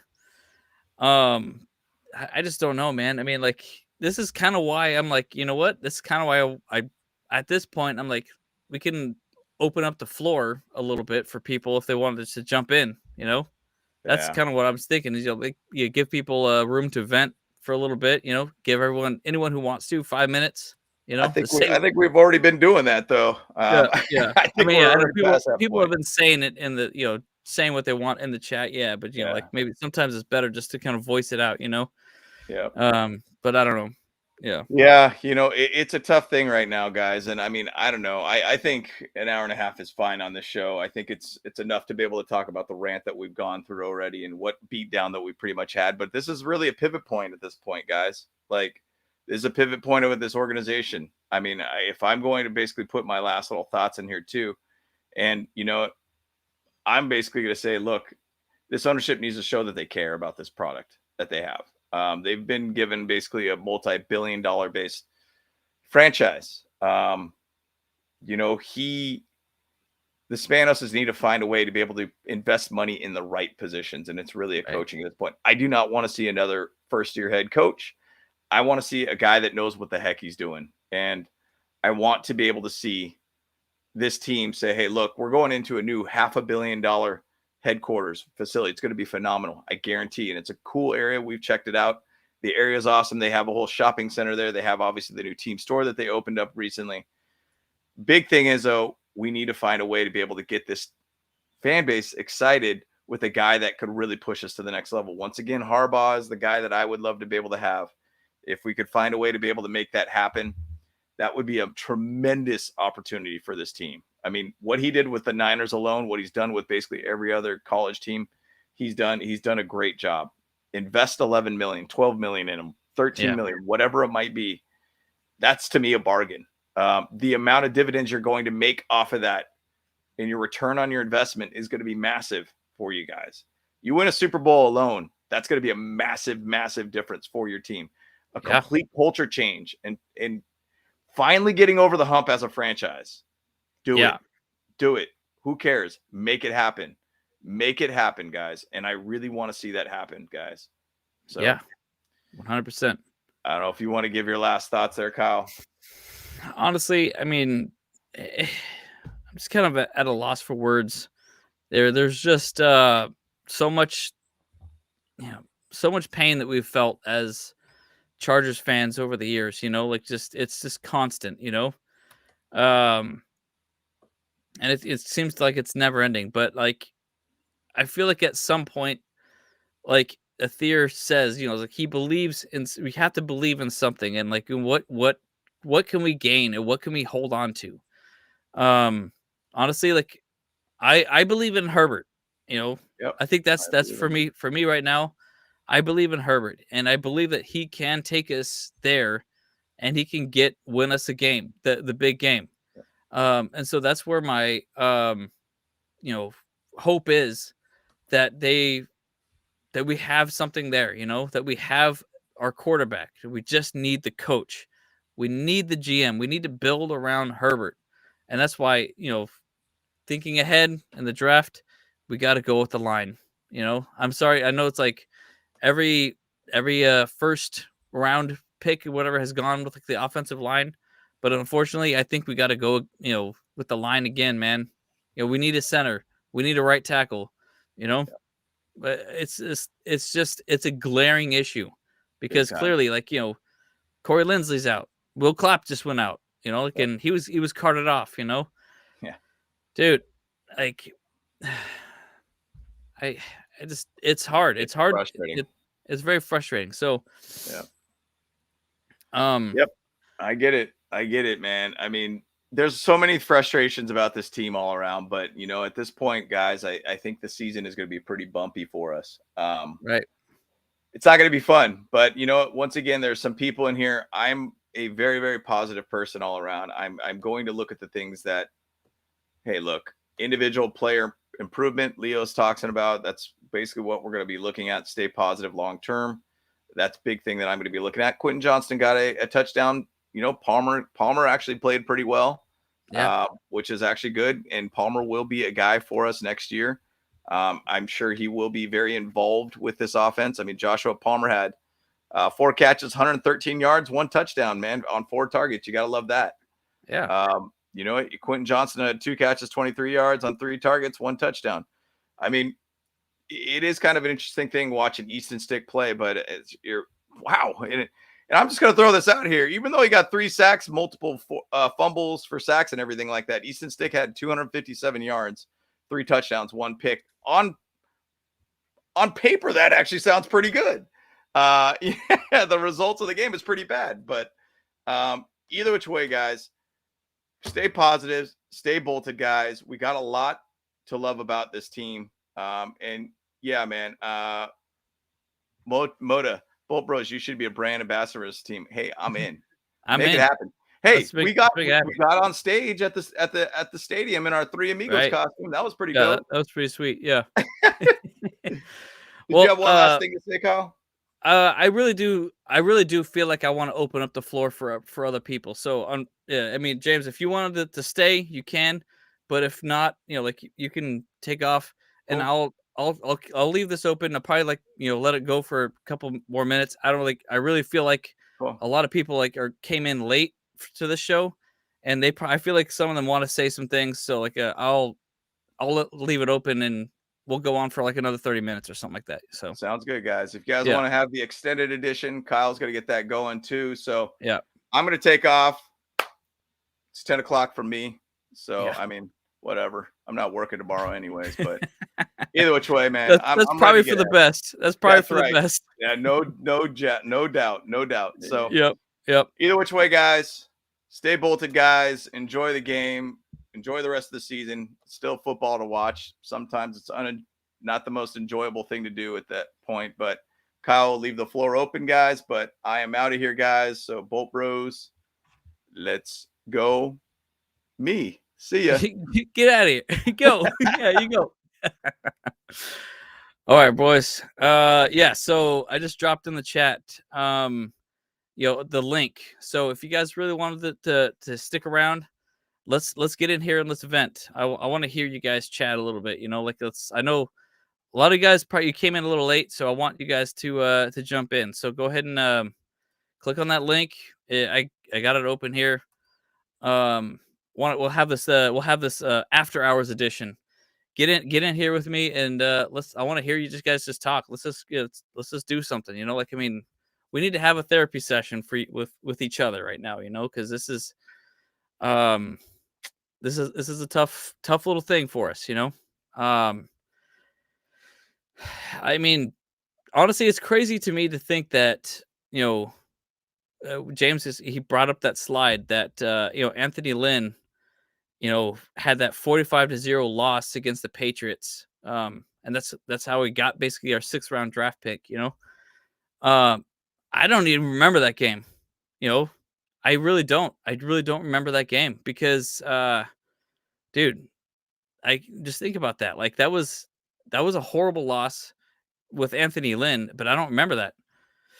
Do you think Ringling Brothers would hire Staley? No, definitely not, man. Definitely not Bolt Lighting. But like I said, guys, yeah, in the chat, that's the link right there. If you wanted to jump in, go for it. Click on it, set it up. You don't have to show your camera. You could just, hide your face. I'll still be here, and I want you to hear. I'm surprised Staley was not fired at halftime. I don't know how do you guys think about that? I'm gonna get some vibe music going on here too. Because I need something to kind of calm down. Hopefully we don't get clapped on it, but I got like a whole list of stuff for the software here. So maybe let's just see. Yeah, there you go. We got some lo-fi going. Jeez. You wanted, yeah.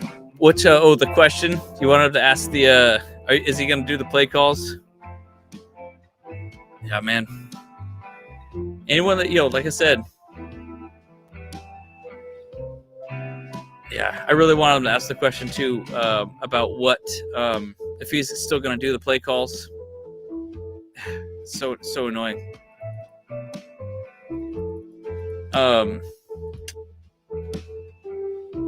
Let's see. Yeah, there it is. Yeah, man, I really wanted him to too, but they asked him some really good questions. I was really appreciative of that, Yeah, and really, yeah, you're right, Leo. Hit the fan once Lindsay went down. I think we all felt it in our gut. We said that last year too. When Lindsay went out. So, yeah, at this point, Dennis, you're right. Start JT Woods, start Spiller, start Henley, because Murray and Kendricks ain't coming back. That's for sure. They ain't able to do this. Horrible game. And maybe, and see, that's the thing too. Maybe that's the reason why J.C. Jackson was, like he was checked out too, because he knew it was over. He just saw ahead. This is not a championship team. Yeah, I know a lot of people probably gave up at 4 and 5 as well. Probably a lot of people gave up at 0 and 2. Even. Yeah, JT Woods always hurt. Seems like Yeah, they rode him hard, didn't they? Totally. Yeah. Like I said, guys. Hey, like I said, I'm just dropping it in the chat here. That's the link. Jump in it. Get in it. I want to hear you talk. I want to talk to you. Because me and my brothers have talked a lot the whole time. I want you guys to have a voice now too. There's Twitter talk that Staley's already been fired. I believe it. He probably got fired as soon as he walked through the door. Probably Dean Spanos was waiting there. Just as soon as he opened, you're fired. Okay. Yeah, great. All right, let me just go do the press conference and we'll announce it tomorrow. Hey, there you go. We got Dean Spanos in the chat. I love Staley. All right, great. And I think here's the truth here, Dean. Are you producing the Chargers? Are you actually out here? Okay, cool. We got some folks coming in. Like I said, you guys don't have you guys do not need to show your camera if you don't want to, but this is good. I'll bring you in. Both of you guys, Goomba and Smirch. Here you go. What's up, guys? What's up, Kyle? Hey, yeah. And so, tell me, your name is actually Chris, right? Yes. Yep, Chris. That's my first name. Nice to meet you, Chris. And Goomba, looks like you're muted. So, yeah, man. Tell me how you're feeling. Let me say this, Kyle. Before this game started, I went into this game with extreme low expectations. Yeah, I knew we weren't making the playoffs, but for it to turn out the way it did, you're kind of watching it. All right, let's see what we can do. Yeah, but for it to just get out of that, for it to get that much out of control that quickly, I mean, honestly, it's a lot for words. Honestly, I mean, I don't know. It's not much to say about it.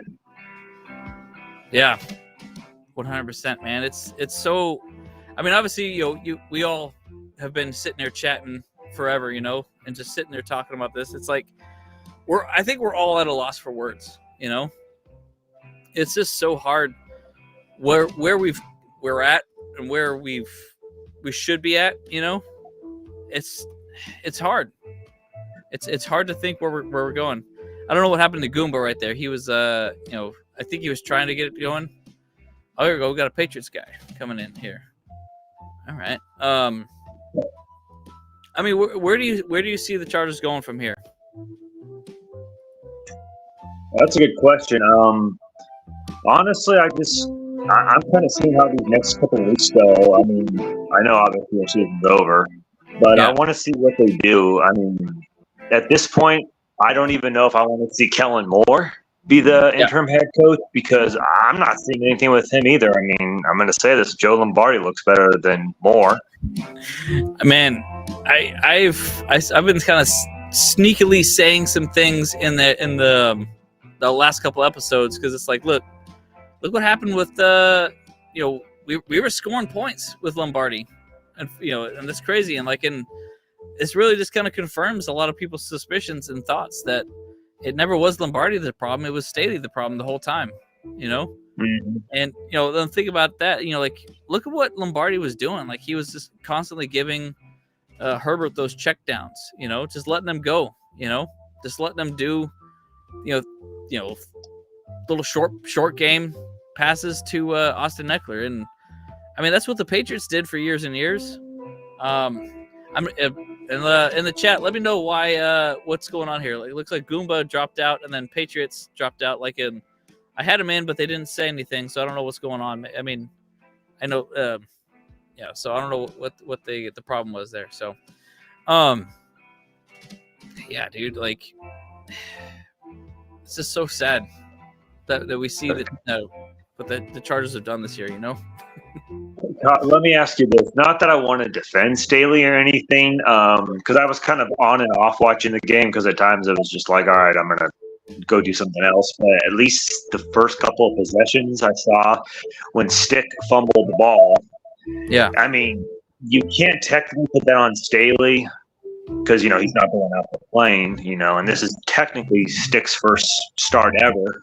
Right. So even though we can say that could have just derailed the game, I mean, Staley at least could have turned it around, made adjustments, and I truly think this game was more on the defense, just giving up that many points. Yeah, the offense didn't score much. Actually, our offense did score more than the Patriots game. We got to at least look at that. So I got to put this game completely on the defense. Yeah. And like you guys were saying earlier, to me, it looks like at least the defense side just completely has given up on Staley. Like, they just don't even care, especially Derwin. He just.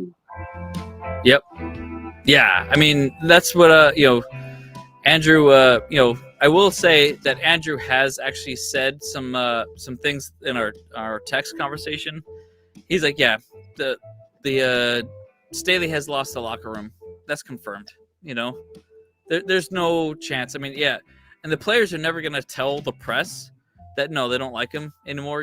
Because they can't. If they do say something like that, that's a massive fine. It's a thing, in part of the bargaining agreement or whatever like that, that the players have to support their guy, in publicly, privately, I guarantee that they're probably talking all kinds of shit towards the coach, Yeah. Yeah. I mean, especially the thing that makes it worse, prime time game, Thursday night. I know it wasn't the big prime time because you have to have Amazon Prime to see this game, but the fact that it was against the Raiders, and unfortunately where I'm at, I have a lot more Raider fans out here, so eventually when I see them, I'm gonna have to deal with them. So it's just you make the Chargers look even more bad because unfortunately we know the Raiders have a big fan base out here in LA. So it's like if you want to build the fan base, you got to beat those teams to win over the fans, especially the Cowboys and stuff. When you have mostly Cowboy fans at the stadium. Right. Yeah, exactly.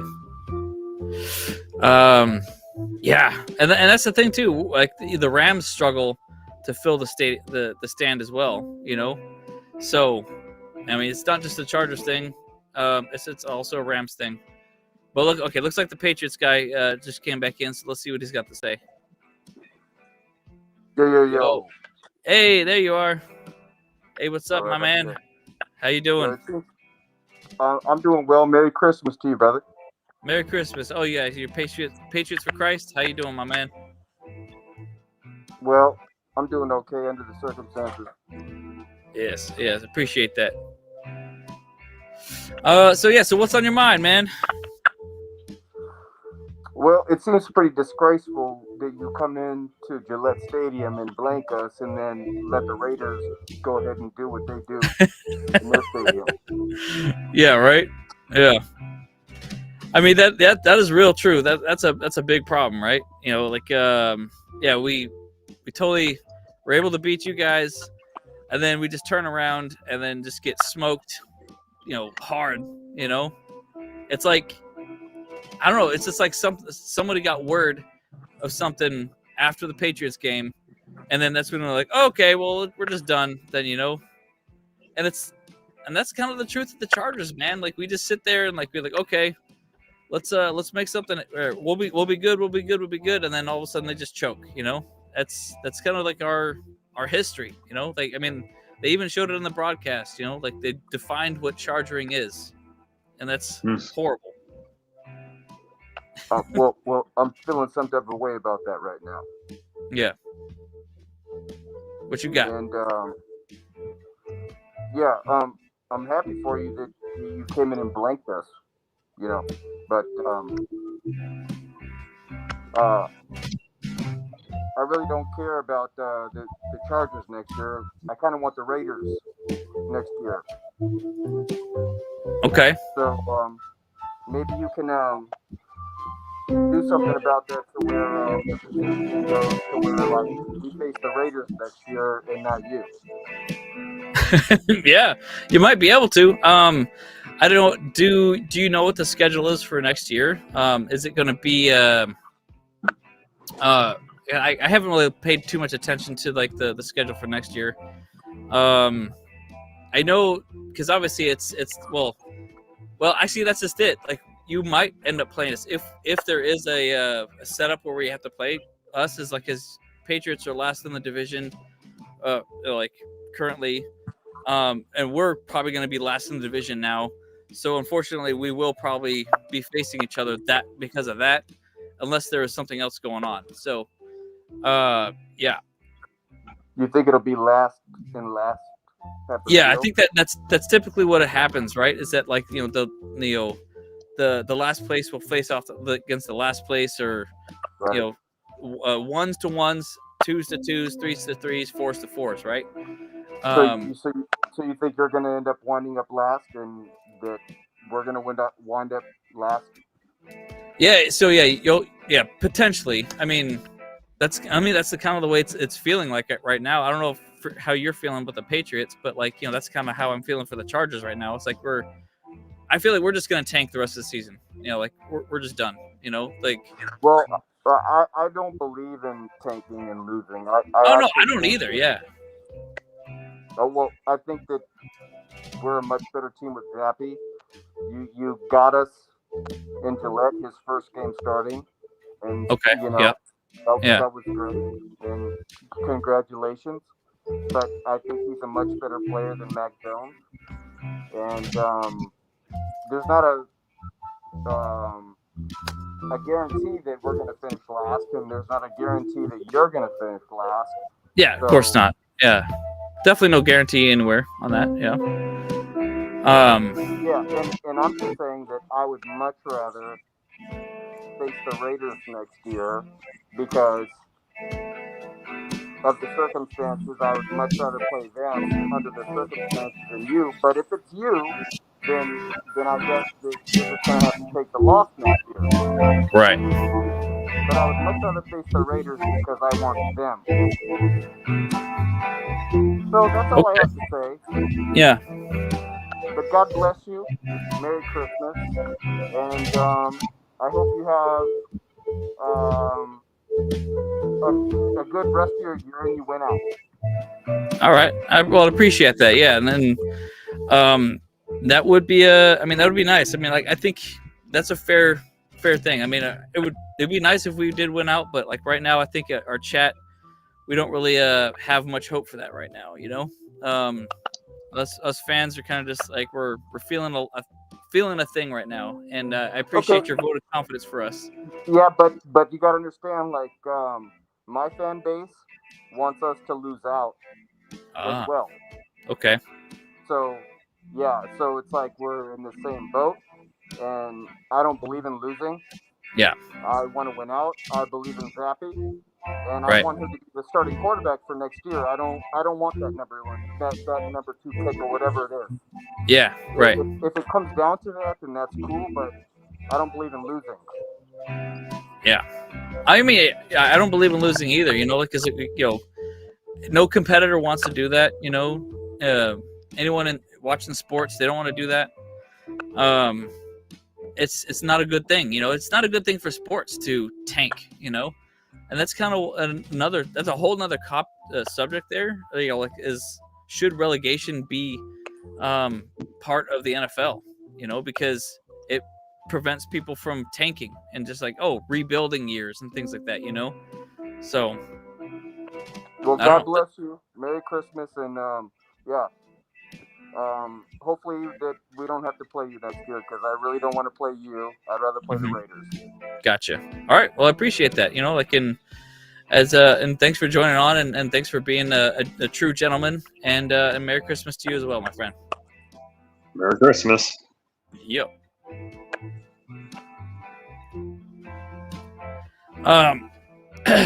Yeah. So I don't know. Did you have any thoughts on that there, Chris? I mean, I agree. Tanking is basically poor sport. You know, you're giving up. Mm-hmm. But I don't know. What I saw tonight, at least I saw looks like the players were giving up. I'm not saying like necessarily the coaches were giving up and tanking, but yeah, tanking's never good. But from what I saw tonight, yeah, it kind of looked like that. Yeah. You know, like, I mean, and I was mentioning earlier, like, I felt the same way. Like, a lot of people on Instagram were saying like, oh yeah, it's tank season when Keenan Allen went out, you know, and like that was when it was announced. I expected a loss, but I didn't expect a beatdown, you know. I didn't expect to get executed publicly, you know, like. Yeah. And the thing too is, like, I don't know how many more home games we have left. I at least know the Bills and the Chiefs are home games. And you guys were talking about, I think you have a ticket to one of the games or something. You were debating about going, and that's the other thing. If the team is trying to tank and lose on purpose, you have your fans out there that paid money to go to that game, and you know they don't want to see you purposely lose. That just kind of makes it a little less more fun to go to, a bad atmosphere and stuff. So exactly. Yep. Yeah, 100%. And like, and that's the truth, you know. Like, I mean, I was thinking about that. It's like, yeah. So I have there's obviously 2 more home games. It's the Bills coming up on Saturday, the 23rd, and the Chiefs, to be determined what time that one's going to be at. I'm expecting it to be a day game now. Not going to be prime time at all, because the Chargers, you know, they're not going to have any guts to play in it, and the Chiefs, they're probably going to need the win, so maybe they'll put them in. You know, for the Swifties, you know. So. Oh, brother. Right. And that's the thing too. We have I think we had like 6 primetime games this year, because the expectations, I feel, were high for the Chargers. So like after the performance we put on this year, I'm kind of thinking, how many primetime games are we going to have next year? Because they're thinking, okay, let's not give them so many because they didn't, you know, perform that well. That's going to kind of suck. Yeah, exactly. Okay, it looks like we got some more people in here. You got Moto Records. Yo, hey, bring the Charger girls back, man. We need them calendars. Dude, hey, that's the truth there, my man. Heck yeah, we need the Charger girls back so bad. I feel like I don't know. We have so many needs, man, and so much right? Coaching, GM. Yeah. I don't know, dude. I don't know. What do you think? What do you think the move is? Well, clearly the move is here's something that people aren't talking about enough, I think. So, John Spanos, he's the VP of football operations, Nepo baby, man. He shouldn't have that job. Man. Yeah, he shouldn't have it. He's got the, he doesn't know much about sports. He doesn't know much about football. He just got it because it's the family business, They gave him something to do. He needs to hand it off, that's kind of what me and my brothers have been talking about, behind the scenes is a lot. It's like, dude, this family business situation just needs to end. They can be, it's okay for them to be like boards of directors or executive positions, but not really in charge of football decisions. Facts. They can do business decisions, but not football decisions. That needs to be to someone else that, I don't know, man.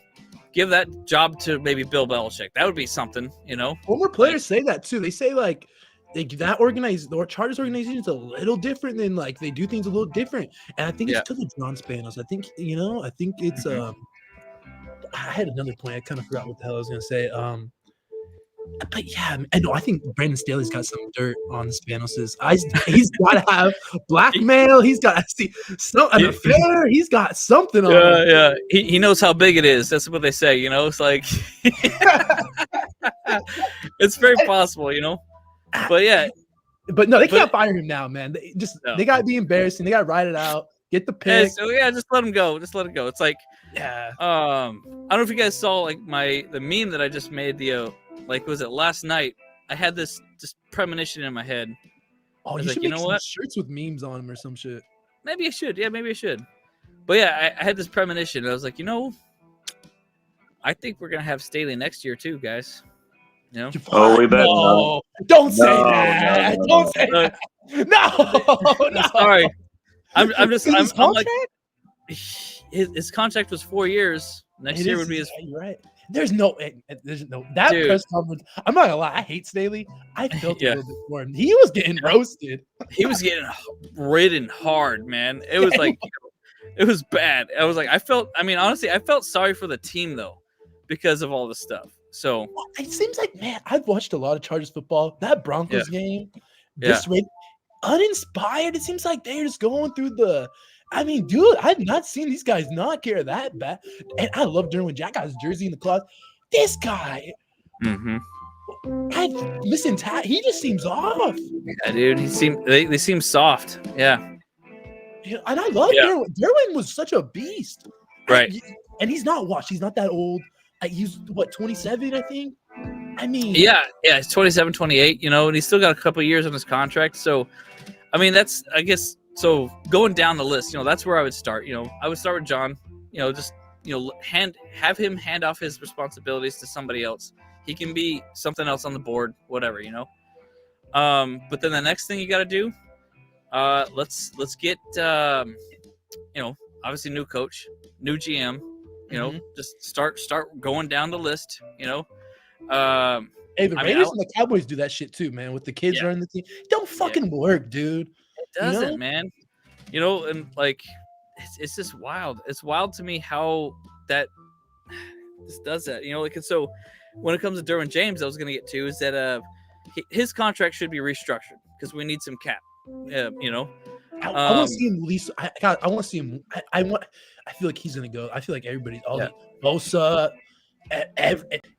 and fuck Tillery too, man. He balled out. He kind of played well tonight, actually. Yeah, he did. He actually got one of those fumbles. He did. Yeah. We got Ray in here now.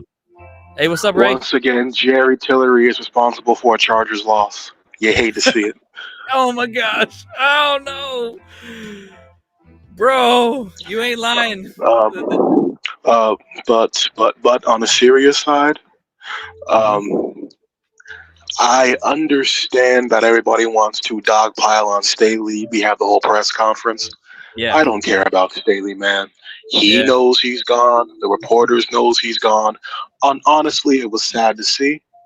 As bad as he has been and as bad as the things he's said and he's done, it just feels sad because what's even the point?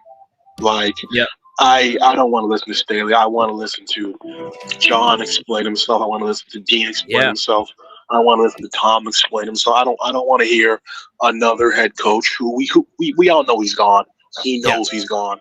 What's the I didn't even care to see him get torched by the media because you know what? There's just no point. Yeah. But at this point, the focus we should not be on is just what is the future of the Los Angeles Chargers. And I know we have these generic plans that we want to do, how I want to clear house, but we need to start talking about names. Right. I know that the first thing we need to do, even before firing Staley, Brandon Nugent, the offensive line coach, this was supposed to be the year the Chargers offensive line becomes this great force. You bring in Kellen Moore, Kellen who's used to a great offensive line in Dallas. I know people are going to want Moore gone, and I can't defend him at this point, but wow. The offensive line, it's just a lot of people have been dunking on Zion for how bad he's been, calling him a bust of a pick. The worst part is Zion was the best player tonight on the offensive line. Yeah. This is by far the worst game of Rashawn Slater's career. Clapp got hurt, but he did his best. You can't even blame him. Sawyer is just there. Pipkins has taken a major step back. They put the best edge rushers on the right tackle nowadays because that's the worst of the two tackles, and Pipkins cannot handle that. The right tackle needs to be arguably just as good as the blind side tackle nowadays, and that is not Pipkins. Yeah. Pipkins could have probably played 10 years ago and would have been fine-ish. Sure. But the bar has gone up with how defensive lines have evolved, and Pipkins just is not enough. But you signed him. I would give Pipkins another year, bring in a new offensive line coach. They cannot make changes on the line outside of center this year. This is the core you have, and they deserve another chance with a new offensive line coach. Right. If the offensive line hasn't improved over next year with a new coach, yes, it's time to get rid of Pip. It's time to get rid of Jamari. Right. I think, correct me if I'm wrong, though, is I think Pipkins his contract is up this year too. No. He was signed a 3-year extension. I believe the out is next year. Gotta be happy for him. He got his money. Yeah. Got him money while the game was good, so good for him. Right.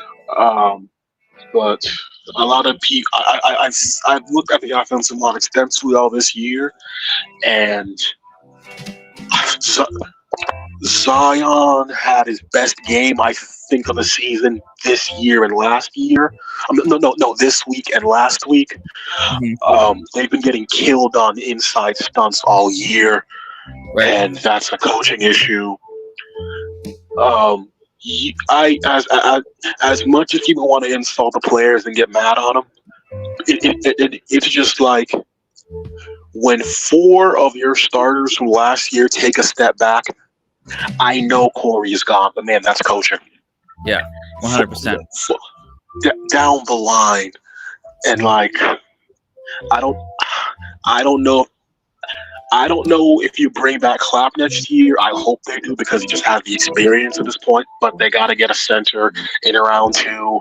Jackson Powers Johnson, Cedric Von Prawn, Zach Frazier, who's actually in the playoffs this year. You got to get one. No, Mike Morris, I think, is the center. Zach Forrest is West Virginia. You have to get guys in the round 2 next year. But as for names of the future coaching staff, there is a defensive assistant for the Ravens. I believe his name is Chris Hewitt. He is the longtime coach under Harbaugh, who's there. I think he's had 8 years with the Ravens. I think if there's anybody who you would give defensive coordinator opportunities to next year, and it's just a new person, it's him. Like you got to give him. You got to get some kind of new defensive mind in there that's worked under somebody good. Right. I can't see them bringing back Kellen, even though I think Kellen hasn't been too bad this year. I don't see them bringing him back. Right. I think the offensive coordinator heavily depends on who the head coach is. I've seen people scream about Harbaugh.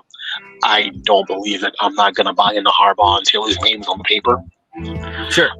Ben Johnson is the current NFL darling. Yes. I'm not really sure if he's all that better than Kellen, but if he brings in a new staff, I mean that start. If he brings in a new staff, top to bottom, that would be great. I would like, if there's anybody on the staff other than Ryan Ficken that should be brought back. Yeah, I would like to see Chris Beatty. I would like to see the wide receivers coach. Okay. Which leads us to our first round pick, Quentin Johnston. Right. Oh boy. Okay, so what to say about Quentin Johnston? They thought that having Justin Herbert they thought that Justin Herbert being his quarterback would get rid of a lot of QJ's deficiencies. Yeah.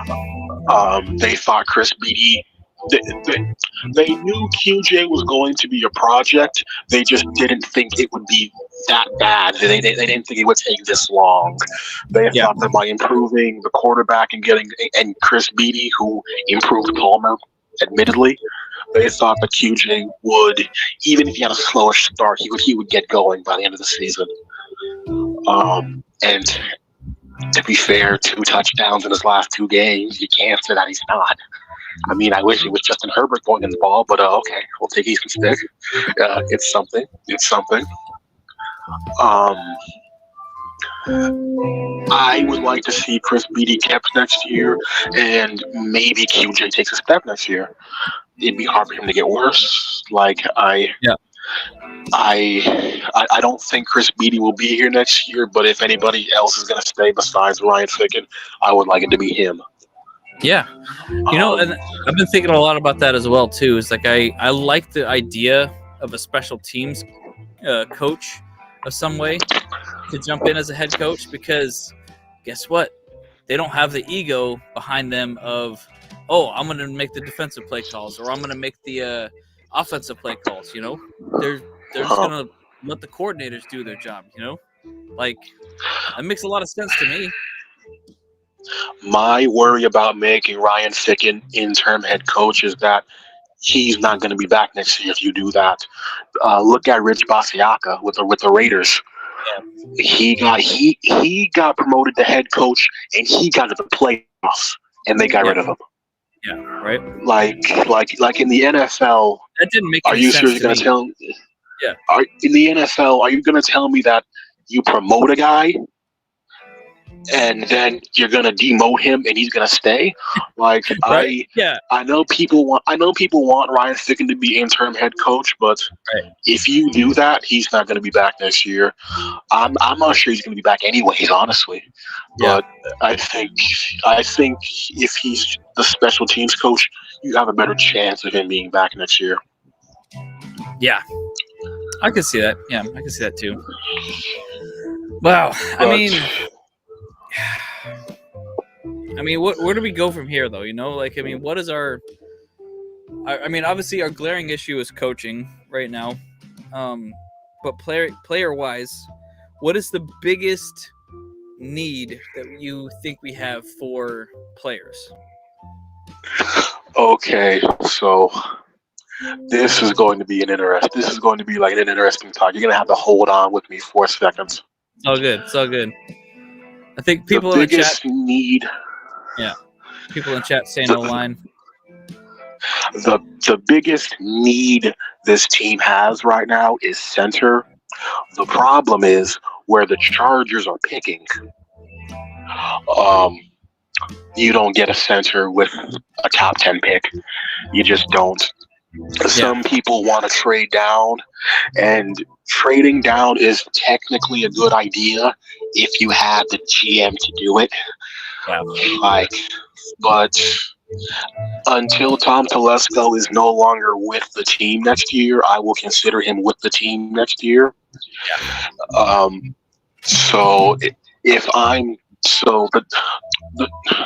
I could see the Chargers ending up with the 5th pick in the draft, like 5, 6-ish. I don't think higher than 8.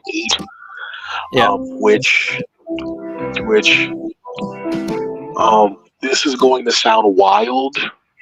This is going to sound wild from a pure NFL draft meta point of view, but not the popular point of view. When what you're saying, they need to draft Brock Bowers, and it's not a sense of that. Oh, how good he is. They need to draft him because you look at the past 2 seasons of the Chargers offense. Right. How many guys are hurt? Mike Williams, you started off slow, but you had a late bloom. I appreciate you, but we can't keep you.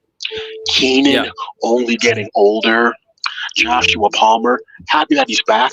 Happy he scored a touchdown. Hope he doesn't injure himself with the end of the season.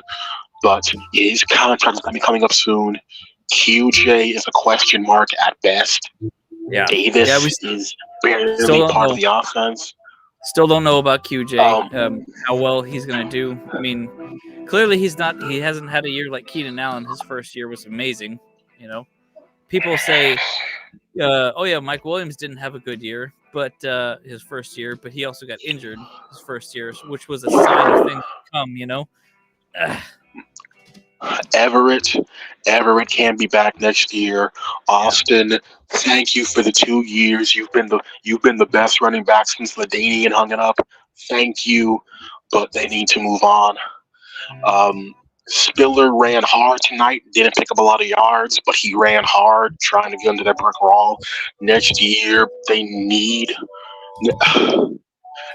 year, Spiller needs to be running back 1, and not because he's that good, simply because they cannot put draft assets to running back next year. When you look at this team, you look at what are the long-term prospects of Justin Herbert's weapons, and the answer is Joshua Palmer, hopefully. QJ still a question mark. You have Parham as your tight end too, but that's about it. I mean, Parham as your tight end too. Jalen Guyton could be sticking around for a while, but his contract is up this year, so he's up for negotiation. But the question is, respectfully, no. I think it's time to move on. You don't see that. You don't see what he had in those prime 2 years. Sure. It would. The sad part is you drafted QJ, so you wouldn't take a wide receiver this year. This was the year to not take a wide receiver, but you really can't.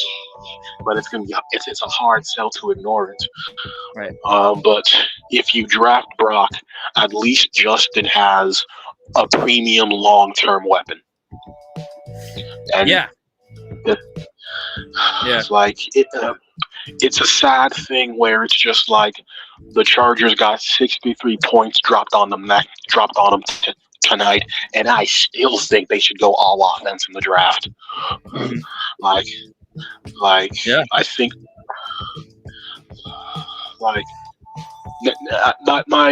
my initial takeaway was to draft Johnny Newton from Illinois. But when I thought they would end up with like the 12th pick. But if we're gonna go top 5, you gotta grab Brock. So tight end round 1, center round 2.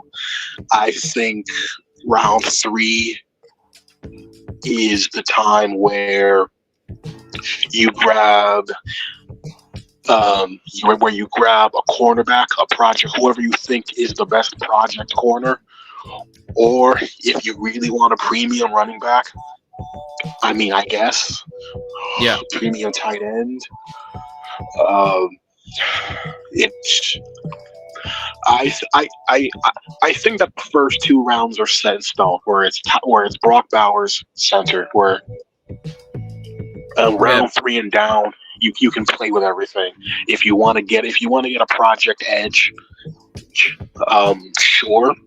I don't think that'd be the best idea. I think that in the 3rd round you should be looking at who is the project corner, project defensive tackle, premium running back. So at least I think that the best case scenario for the Chargers would be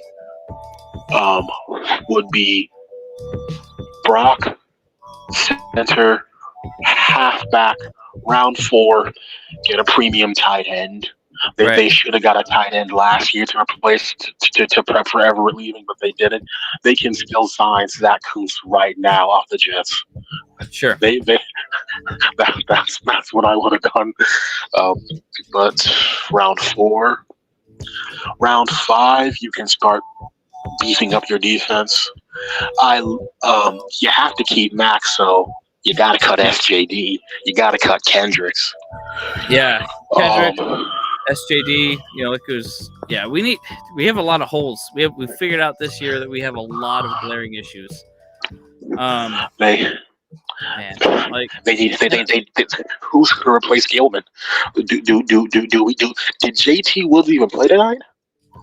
No, apparently he was sick or something like that. So he's sick again, I hope he's okay. At some point, it's not even a joke anymore. It's is he okay? Also, shout out to all the Bolt Bros in the chat. Make sure y'all leave a like. These guys have earned it. Yeah, I appreciate you guys. Kyle, James, Andrew, y'all leave likes for these men. They have earned it. Thank you, Ray. Yeah. But honestly, I think Jose's got the idea right here too.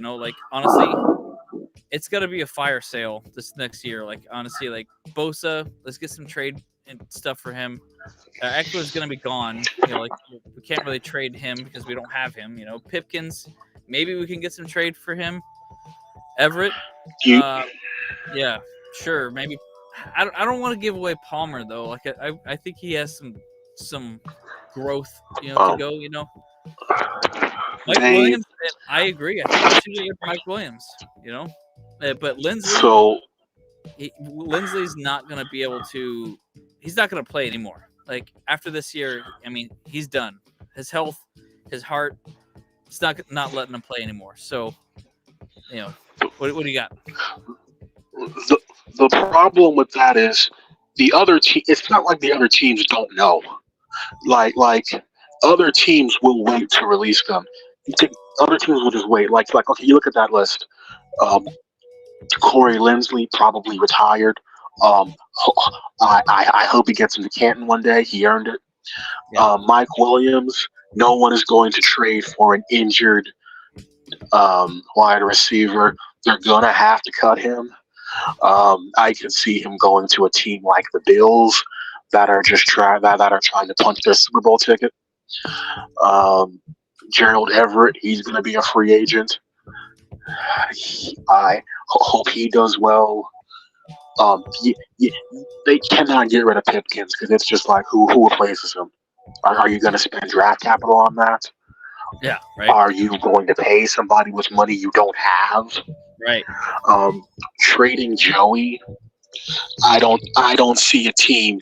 I don't see a team trading for Joey. I think he'll play next year. I think he'll get cut and he'll sign a cheap deal and ride on the rest of his career somewhere else.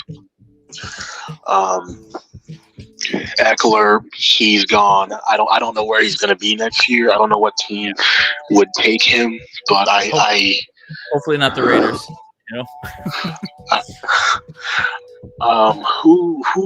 Who needs a running back now? Right. Someone will take him. Yeah, I mean, someone will take him, but we're not going to be able to get any value from him because we don't have him under contract. I don't see a team trading the guys we have. I don't see a team trading for these guys simply because their contracts are too high and they're coming off injuries. You can't trade Palmer. He's like you can't trade Palmer. He with Mike gone, QJ question mark. He's the one guy that is certifiably should be the future of this team. Right. I think the best you could do is a Derwin trade, and I know Derwin had a bad night tonight. I'm not ready to trade Derwin. I think that with another head coach, you need to give Derwin a chance. He's a veteran. Hopefully, the new defensive coordinator, he helps get them situated. Unless the right offer comes along, like I'm not trading Derwin for anything less than a third. Yeah. Like now if they give up Derwin for back, if they give up third Derwin for like pick number 30, I would drive Derwin to the airport myself. Right? Yeah. But no, like Derwin's been great, but everybody has a price. I think Derwin's price is a second rounder with a Tom Telef level general manager, a third rounder for a better general manager. I think anything less than that, getting rid of Derwin is a mistake. Yeah. They have so many holes to fill. They haven't filled them properly. Yeah. They should get rid of SJD, let go of Nick Williams, Austin Johnson. So many, we have so many freaking gaps to fill right now. And it's just. But I don't know. But here's the thing, though, too. It's like because we have so many players that we think we should cut. Is it really just the problem is Brandon Staley? Like, I mean, would all these players just be better if it wasn't Brandon Staley as head coach? Because like we're all thinking, oh my gosh, cut him, cut Bosa, cut Mike Williams, cut James, cut Michael Davis, cut everybody. It's like wait a minute, there's a lowest common denominator, and it very well could be Brandon Staley is the issue.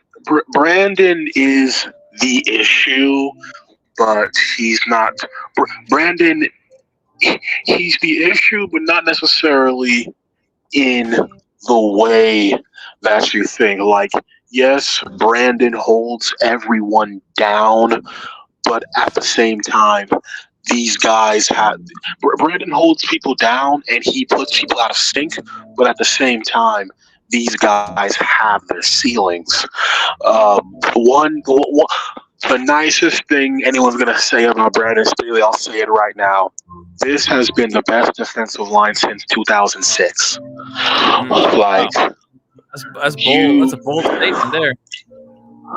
The defensive line of Pooley, Mack, Joey, even with the guys on the inside playing run, this has been the best defensive line in a decade. Mostly because of Mack, but I'll still give Brandon credit. Like I mean, yeah, right. If we had a healthy Joey Bosa and Khalil Mack, 100%. This is the best edge rush that we've ever had as a team. But the problem is the interior defensive line. They packed the interior with run stuffers, and there's nobody besides Fox, kind of, who can pass rush on the inside. Sebastian, he's not a pass rusher. His job is to contain. I can't be mad at him for doing what he can't do. Same goes for Austin Johnson and Nick Williams. The Chargers need to get an interior pass rusher. As for the secondary, Davis, on again, off again. It's wild because according to the quote unquote metrics, he has decent separation, but sometimes he has decent separation. He's got better separation. Davis sticks to guys better than Jasir and Asante, but man, on nights like these, it's just bad. It's just bad on nights like these. Hopefully he goes somewhere and he can be either a depth guy or he can be a corner too. Just tonight was not his night. I know nobody here knows who Trey Tucker is. Trey Tucker was faster than Zay Flowers at the combine. He ran a better. Trey Tucker did a better 40 than Zay Flowers at the combine, and they had Derwin line up on him in the slot 1-on-1, and I knew that wasn't going to end well before it happened. Yes. That's a bad matchup. Derwin cannot play on speedy wide receivers. He shouldn't be playing on most wide receivers at all. If he is, he should be playing as help, but definitely not a speed guy. Right. I think that the quickest way to fix the defense is getting an interior pass rush, but there's not going to be anybody in the draft at their picks that you really trust.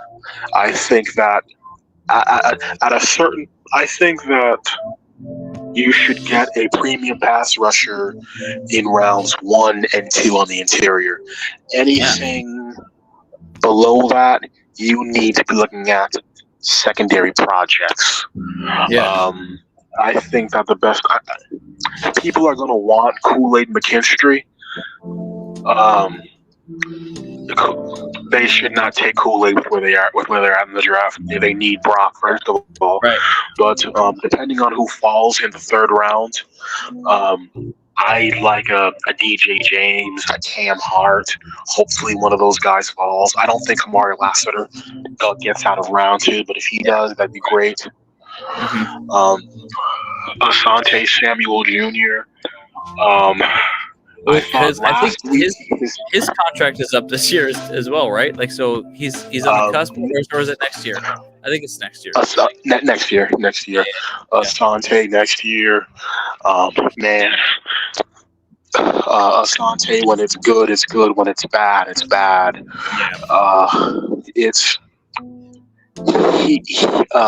Him being 5'11", matching up with outside wide receivers, he's always going to be a matchup guy where it's going to be like feast or famine. Yeah, I don't see Asante having many in between games unless the defensive line is just tearing it up, right? Or he just gets unlucky. I think he's more of a feast or famine guy. Yeah. We're gonna. Ja'Sia Taylor, I think he's been so good on special teams. He deserves to be brought back. I'm not going to get rid of him. There's no need to. I don't know what's cool. I don't know what happened to Isang Bassi tonight, but I would like to see Ja'Sia get a full training camp as the starting slot. We'll figure out the rest next year. Yeah. They need a new outside corner. I was okay with drafting a 1-year rental and figuring out everything except corner, because in my opinion, corner is one of those positions where it's a lottery. Like if you get the right corner, everything falls into place. If you get the wrong corner and they're unable to really get a feel for the position, they will collapse. Like you see the Bills drafting Kalar Elam. I thought Kalar Elam was fine in college. He comes to the NFL. He's not a bad pick. The Bills are getting ready to get rid of him. Yeah. So I always felt corner is a premium position, but to me, corner is one of those last piece things where they really, really shine if they're the last missing piece of the defense. I don't think corner should be the foundation of a defense. I think that's the defensive line. Right. That's the front center. Yeah. That's the front seven. You look at the linebacking group, Diane Henley. They refuse to play him, even though tonight would have been the perfect night to give Diane Henley snaps. Yeah, just throw him in there. Because Henley's biggest problem coming out of college was that he was raw and inexperienced at linebacker. Dane Brugler had him like the fourth best linebacker coming out of the draft. Yeah. They've made him a special teamer. Yeah. This is going to be wild to say, but I would not mind the starting linebackers next year being Nick Niemann and Diane Henley. Yeah. Like, I don't like Nick Niemann has been a career special teamer. Right. But you know, I mean, he clamped T.J. Hawkinson earlier this year, highest paid tight end. He clamped T.J. Hawkinson. That's how he beat the Vikings. Kenneth Murray interception. That was a tip ball by Nick Niemann. So yeah. I always had a soft spot for Nick. I felt like Nick Niemann deserves an opportunity, and hopefully he gets that next year. Yeah. I would not draft a linebacker. If there is one starter, if there are two starters, because they're going to get a corner. No matter what, they're going to get a corner. I feel like the draft picks on defense should go to safety and corner. I don't really think there's going to be an interior pass rusher that you're like, this is the guy. If that guy's there, get him over the safety. But I feel like the safe money is project center, and I feel like the safe money is project corner and project safety, because the offense needs so many assets. Yeah. Like, I thought that going into the draft next year, I thought that going into the draft this year, it would be, okay, this is finally the year we can just go all in on defense. Right. And you can't. Yeah. I feel like the best way down the line, it should be Brock Bowers, center, premium running back, project corner, project tight end, wide receiver, special teamer. Yeah. I can see that. Yeah. I can see that being a pretty solid draft right there. Yeah. People in the chat, Jose is here saying, build from the inside out. You know, get the D line straight, linebackers. Lastly, defensive backs Neiman and Henley should be playing more snaps the last 3 games for the regular season. Yeah, why not? So, I mean, Jose, you're correct. The only problem is you just can't do that, because it's just like, okay, you want to get you want to get a D lineman. Where? Like at what point in the draft is a defensive lineman just not worth it over a corner or a safety? Right. Because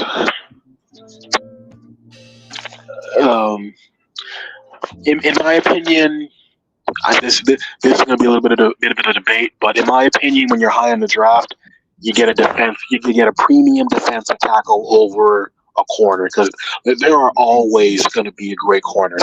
Corners come out of the league every single year. Yeah, a defensive tackle. Yeah. A defensive tackle that is special. Yeah. Like, you look at Dexter Lawrence. Mm-hmm. Like, what a monster. If right. I would not mind trading our first rounder for Dexter Lawrence in a second or something like that, because he's a monster. Yeah.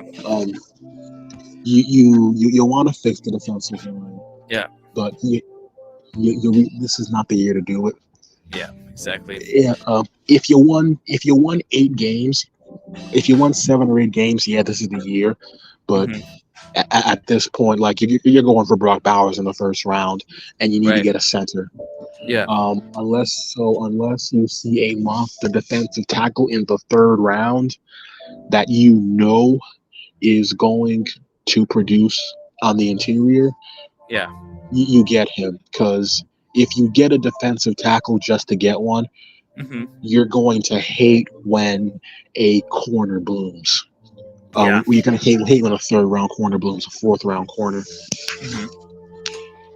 But yeah, well, I mean, there's like I said, I mean, this is going to be the running conversation moving forward. You know, we're going to have a lot to talk about, though. So, but Ray, thank you so much for coming in. You have some really good insights. I would love to have you chat some more. Thank you for allowing me, Kyle. I appreciate it. Yeah, no problem. And so, like, I was kind of thinking about this after this. I was like, you know, I want to kind of make this a thing. You know, like let's do like we'll have a show, me and my brothers, or whatever, and then we'll do an after hours or something like that. You know, I'm totally fine with just with chat with you guys. Anyone wants to join in, let's just make it happen. So, but it would be fun off-season content. Yeah, right. But it is getting late.